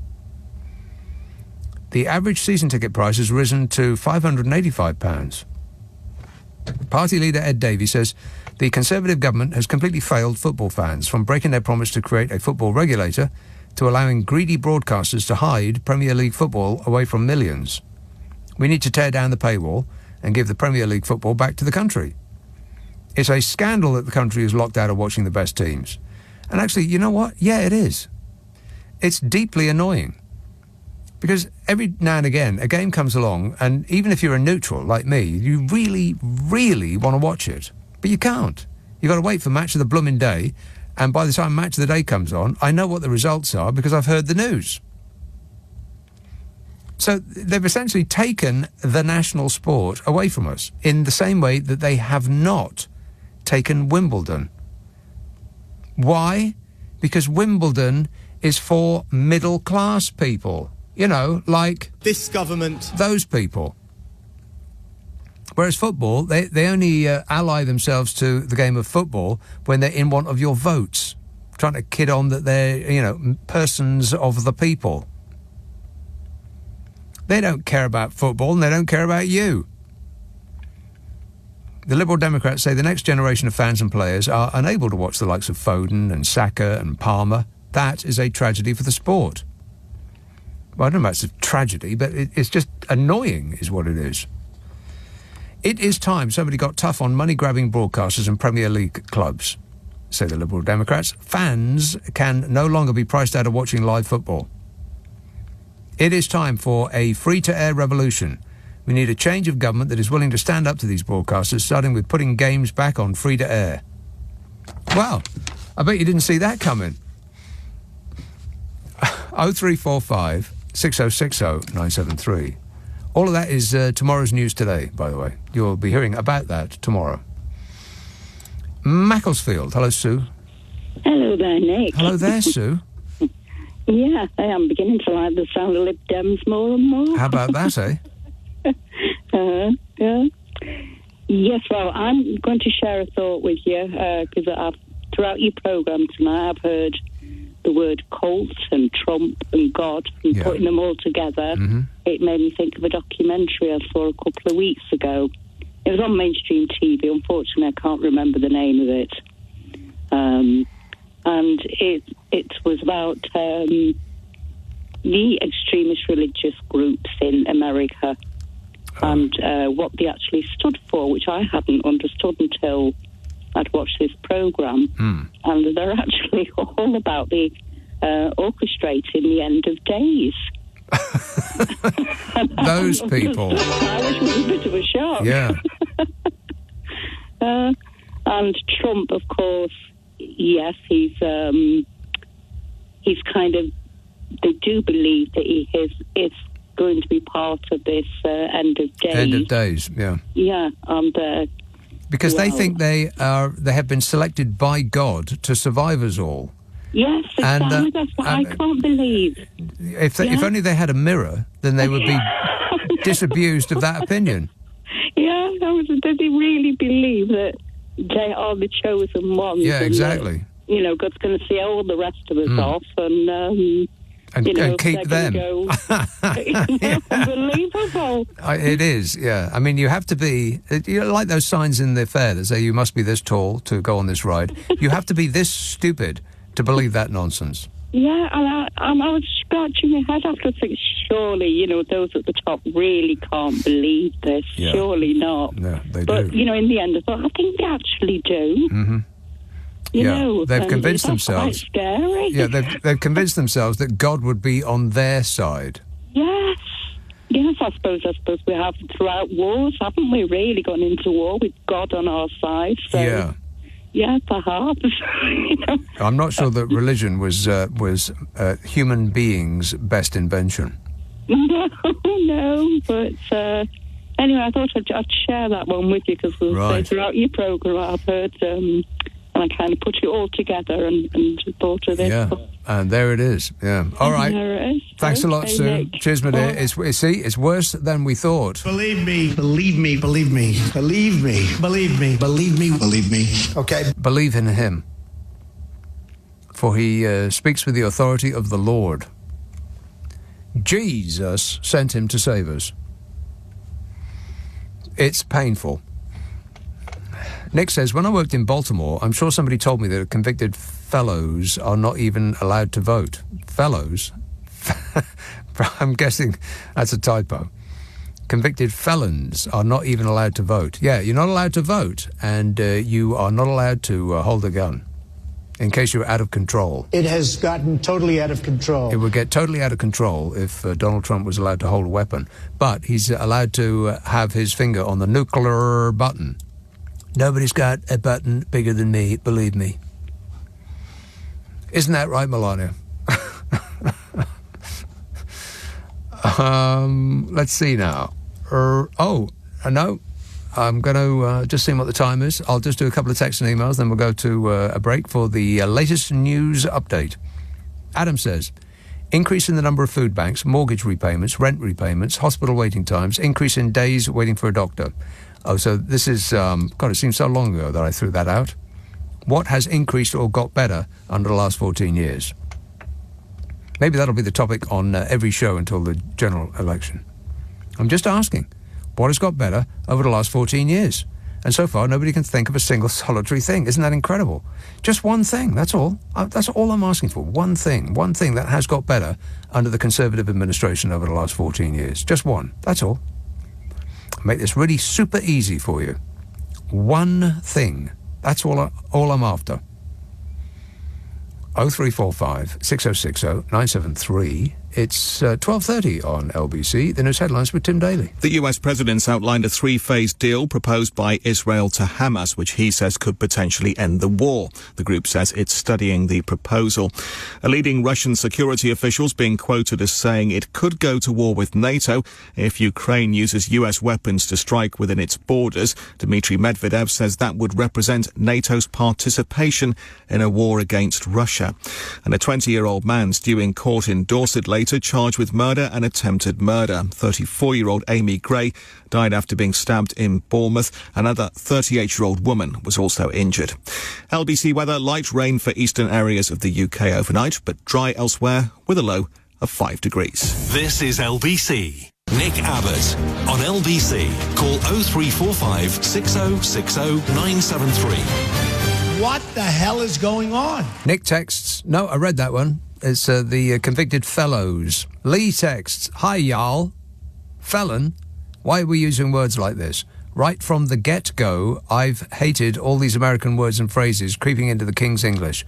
We don't want their words anywhere near our ballpark, says Lee. Cambodia, Ian. Hello, good morning, Nick. Yes, Ian. Thanks for taking the call. Now, before you cut me off at the end, I've got one better thing that the Conservatives have done, but I'll make my main point if I can first. Okay. Now, I know, like me, you feel it's very important that people get registered to vote and get the Tories out, basically. Now, I've registered. It took me about 5 minutes from here in Cambodia on the internet. My brother's my proxy, who would go in. He's got exactly the same views as me, so he would go in, so my vote would count. Now, hang on a minute. And wait. Go on. I'm waiting. Your brother is going to vote on your behalf? He's my proxy. I've nominated him as my proxy. Right. You can do that, can you? Oh, absolutely. In fact, because once I had registered for my overseas vote and they said, right, it's been accepted, they actually recommend nominate a proxy. You can either do post or you can nominate someone to go in on your behalf, which I've done. Right, but why don't you do it by post? I guess because it might not get there. From Cambodia, it would never get there in time. It wouldn't get there in time. That seems a bit old-fashioned. I mean, we've got... Hang on a minute. That seems a bit old-fashioned. I mean, we've got the internet. Have they heard of the internet? You could register to vote on the internet. Why can't you vote on the internet? Exactly. Particularly if I could do a postal vote, they wouldn't know my signature anyway. Yeah. So it could be more secure on the internet. When you registered to vote, did you have to, what ID did you have to provide? I uploaded an old copy of my driving licence when I used to be in the UK. Right. Would just confirm my postcode and everything, and my name, and they found me using that. But I think a passport would do any sort of documentation, and you tell them your previous postcode number. Right. I just saw a thing, a film about Cambodia. It's you know the Top Gear with Jeremy Clarkson. They call it the Grand Tour now. Well, they did a show where they took boats from Cambodia into Vietnam. Have you seen that? I saw that, but the funny thing is, I was actually in Chiang Mai, and that's where they set off the race, and I saw them leave from the hotel. Is that right? But that was quite a few years ago now, so you've got a good memory. But well, no, I just saw it. But they actually left them at the hotel. Right. Well, I only just saw it, so it's not a memory that I've got. It's I'm just playing catch up. That's it. No, but it's good. Yeah, but so I actually did see that one. But also, Race Around the World, the BBC one, they actually came in Cambodia in about 4 weeks ago. Right, I haven't watched that. I don't know anything I don't know about if you know that documentary. No, I don't. It was very good, but they actually did all from Japan down to Indonesia. But that was really good. What's the weather like in? Hang on a minute. What's the weather like in Cambodia? It's at the moment. I'm sitting here about having my breakfast. It's about in the 80s to 85. So at breakfast time. Fahrenheit. Blimey, 85 degrees at breakfast time. Oh, he's gone. He just hung up on himself. Just before he was going to tell us about something that is better now than it was 14 years ago when the Tories took over. Now we'll never know. Very disappointed. Oh, he's just called back. Put him through. I must hear this immediately, if not sooner. He's on 5. Oh, there's nobody in there. I just looked through to instruct the person next door to put him through, and there's nobody there. Spooky. It's like the Mary Celeste. I'm all on my own. Maybe there's been like a fire alarm in the building. It's just that in the studio it doesn't ring because they don't want the noise on the air. I bet the whole building is deserted now. Never mind, I'll just carry on my own, shall I? Ali texts, Trump, we're all going to get tangoed. Yeah, quite possibly, yeah. Chris says, if the Tories want my vote, they should commit to making stamp collecting compulsory for all children. Never did me any harm, and it made me more patriotic, because we are the only country that doesn't have to put its name on the stamp. That's not true, is it? We cannot possibly be the only country that doesn't put its name on the stamp. I don't believe it. Lita texts, so that means Trump can't enter the UK as he is a convicted criminal. I don't know. I very much doubt that would be the case if he became the president of America. But it would be a good excuse to turn him around at Heathrow, put him right back on the plane, get him out of here. Ada says, Trump will not be the next Republican president. I think he will be stopped by the courts. No, he won't. And Sean says, we just love Trump. Hey, we found one. We've found one, everybody. Let's see now. Western Supermare. Hello, Liz. Hello. Liz. So I cannot believe in the country of the United States of America that Trump and Biden are the only people they've got. Yeah. Well, they aren't. They aren't. It's just that's the way the ducks have lined up. Well, really? Yeah. I don't even... Oh, God. I mean, Trump seems to have performed a reverse takeover. On this stage, right, I remember Trump being from the 1980s, being like, I don't know, a wannabe Republican Party. Peter Stringfellow, grim guy. You wanted to be Peter Stringfellow. Wannabe Peter Stringfellow. Right. You know? That's what Trump was. I'm not sure the two are alike or connected in any way, but I understand what you're saying. But they really were. In the 80s, they really were. They really were. And Biden would have been great in the 80s. Yeah. But that's not the choice now. the Americans have got. Yeah. Well, like I said, it's because Trump has performed a reverse takeover of the Republican Party. So they're not the Republican Party anymore. They're the Donald Trump cult fan worship party.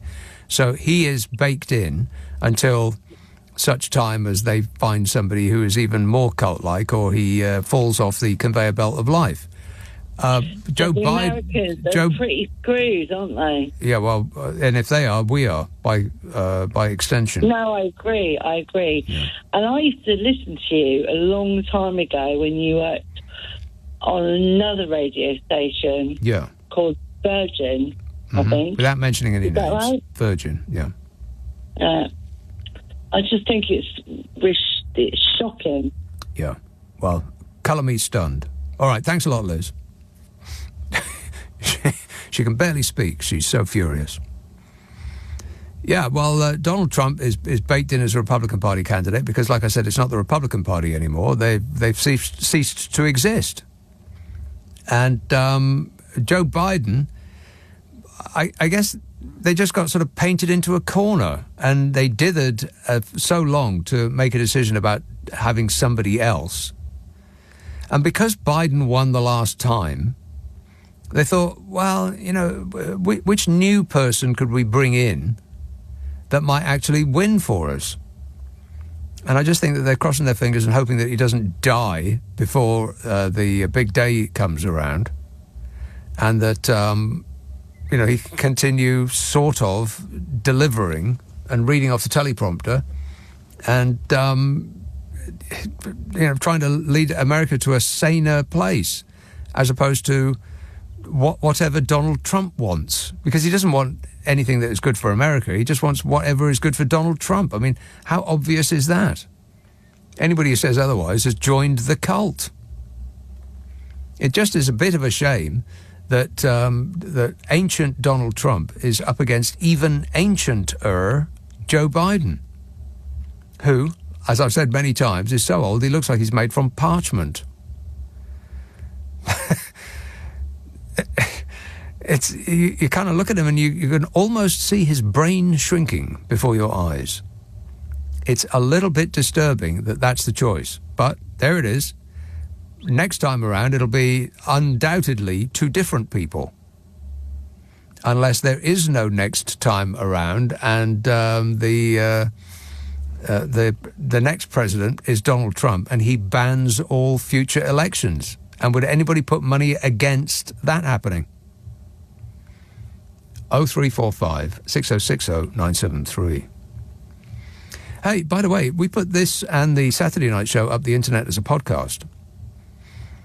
It means that it's on Global Player, by the way. And if you've got one of them stupid smart speakers, the magic phrase is play Nick Abbot, the whole show podcast. The idea is that we take the news and most of the ads out, mostly, which means it's quicker to listen to, which will give you more time to contemplate how awful everything is. Nick Abbott on LBC. Call 0345 6060 973.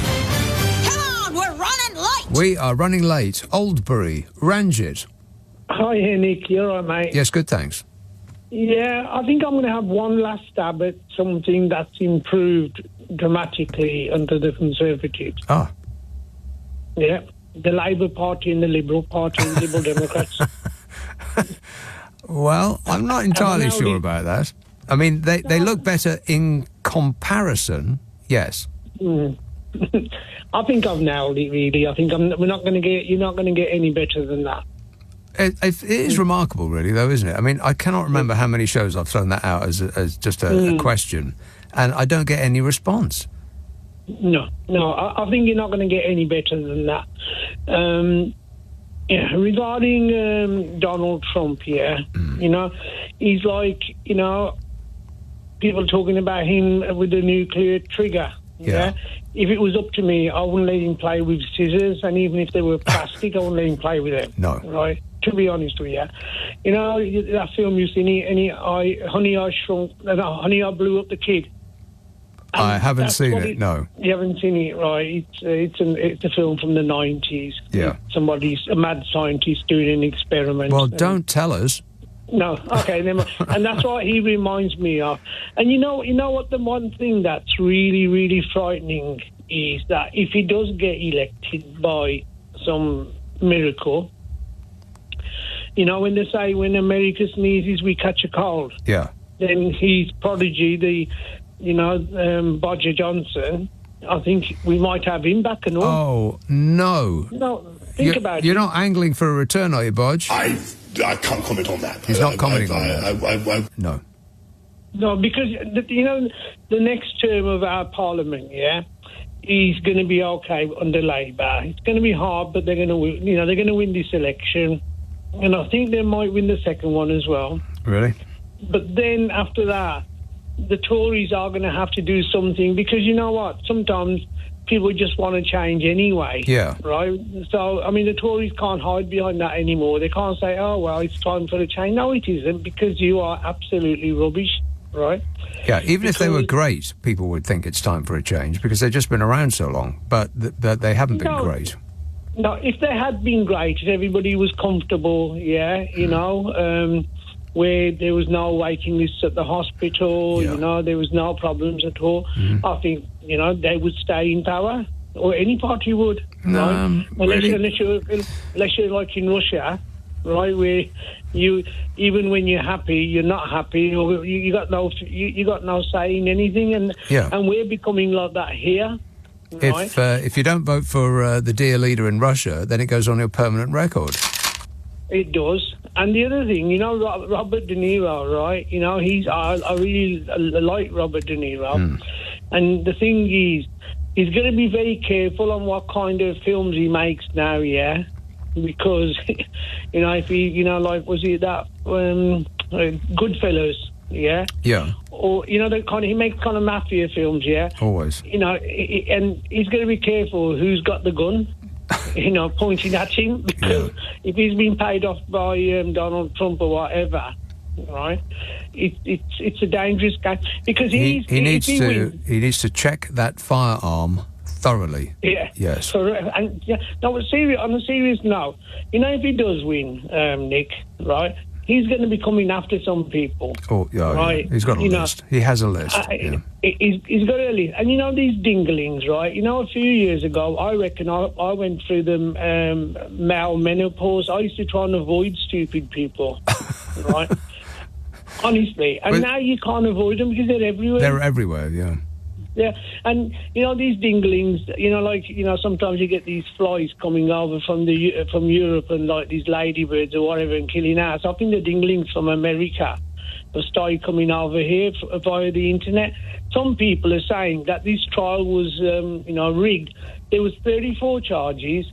He got found guilty by all of them, right, and by 12 members of the jury. Yeah. The whole world is watching America, right? When he says that the American Constitution is fake, what's people like China doing? They're laughing at America. We're no longer the laughing stock of the world. No, it's America, I'm afraid. Yeah, thank goodness for that. I mean, at least we have that. We are not the world's laughing stock. Fortunately, America and the Tangerine Tornado have pipped us at the post. Bing bong. That guy. He's definitely pipped us at the post, because everybody's laughing. Because while they're doing all this infighting in America, China is improving its economy. There's an election going on, I think, over this week in India, right? There's elections going on everywhere. Everybody else is sorting their economies out or whatever, and putting their ducks in a row, while the Tangerine Tornado, I call him, he's just ruining the Western world. Well, and then our people not quite, not yet. He will do. I'm sure he'll make his best efforts to do just that, and sidle with Trump, sidle with Putin, and Xi Jinping and Kim Jong Un and all of those megalomaniacal types, because he wants to be just like them. He wants to be able to walk into a room and have it chilled into silence, just like Vladimir Putin can. Yeah, there's a program that I watched on one of the channels. It's called Donald Trump: The Great American Dream. When you watch that, and he explains his early life or who he used to hang around with, right? He had the option of going with the Democrats or... Oh, yeah. He's not even a Republican. Yeah, that's right. He's not a Republican, and he doesn't believe in abortion or any of and he doesn't believe in God, and he's never read the Bible or any of these things that he's kidding on and has used in order to in order to dazzle the poorly educated. The best was, when he held that Bible, right? When there was a parting of the Red Sea, right, where all the people stood on. It reminded me of on like Only Fools and Horses, where they was having a riot, and Del Boy came in and everybody moved across. Right. I haven't seen that either, but the fact that Bible did not burst into flames is proof positive there is no such thing as God.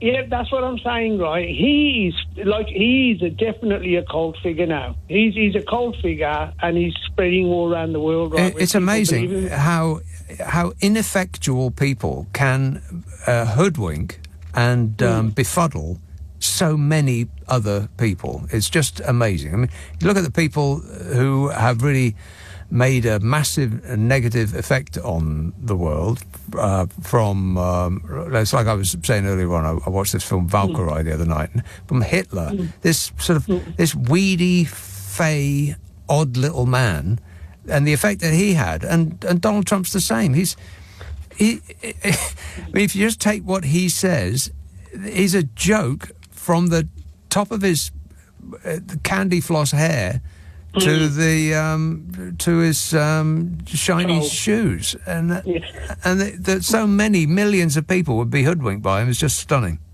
Yeah, but the thing, he's using the policy of dividing and ruling, right? He's making everybody fight against each other, right? And he's walking through them. I mean, when those people drove over, I forgot where it was, right? And he says, there's some good and bad, hang on, these guys have just driven over people. And the other thing, Nick, to be honest with you, is this social media. You had that guy, Alex Jones, he was saying, making these videos and saying that the Sandy Hook kids that got killed by that mad gunman, they were false actors. flag. I mean, he got.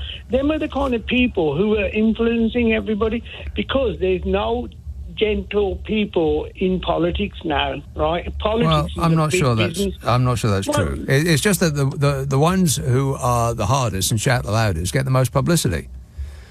But there are good people in politics.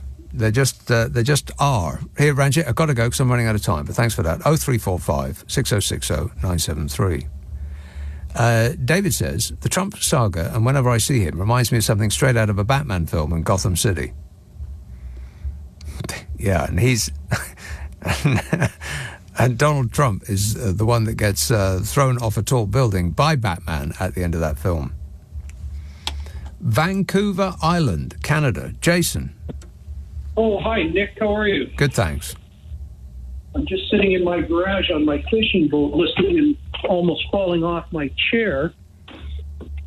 You really are a card, Nick, and I absolutely appreciate your every moment. I tune in through your radio player, and it's just coming around dinner hour here, but just wanted to comment on Donald Trump. Yeah. The 49th parallel is not far from where I live, and I can say that you can take a little bit of comfort that you've got that big Atlantic Ocean between you and the carrot head. Explain the significance of the 49th parallel to those who don't know. Well, the 49th parallel is obviously the border. Right. And, I heard an earlier reference to, sneeze, catch a cold. I mean, we feel the impact of that every day, from fuel costs to whatever. The economies are, intricately linked. I think 70 or 80% of our economy is based on imports and exports, everything from automobile agreements beyond. But Trump has captured, millions of low information voters, Nick, and that there is a problem. You cannot crack that nut.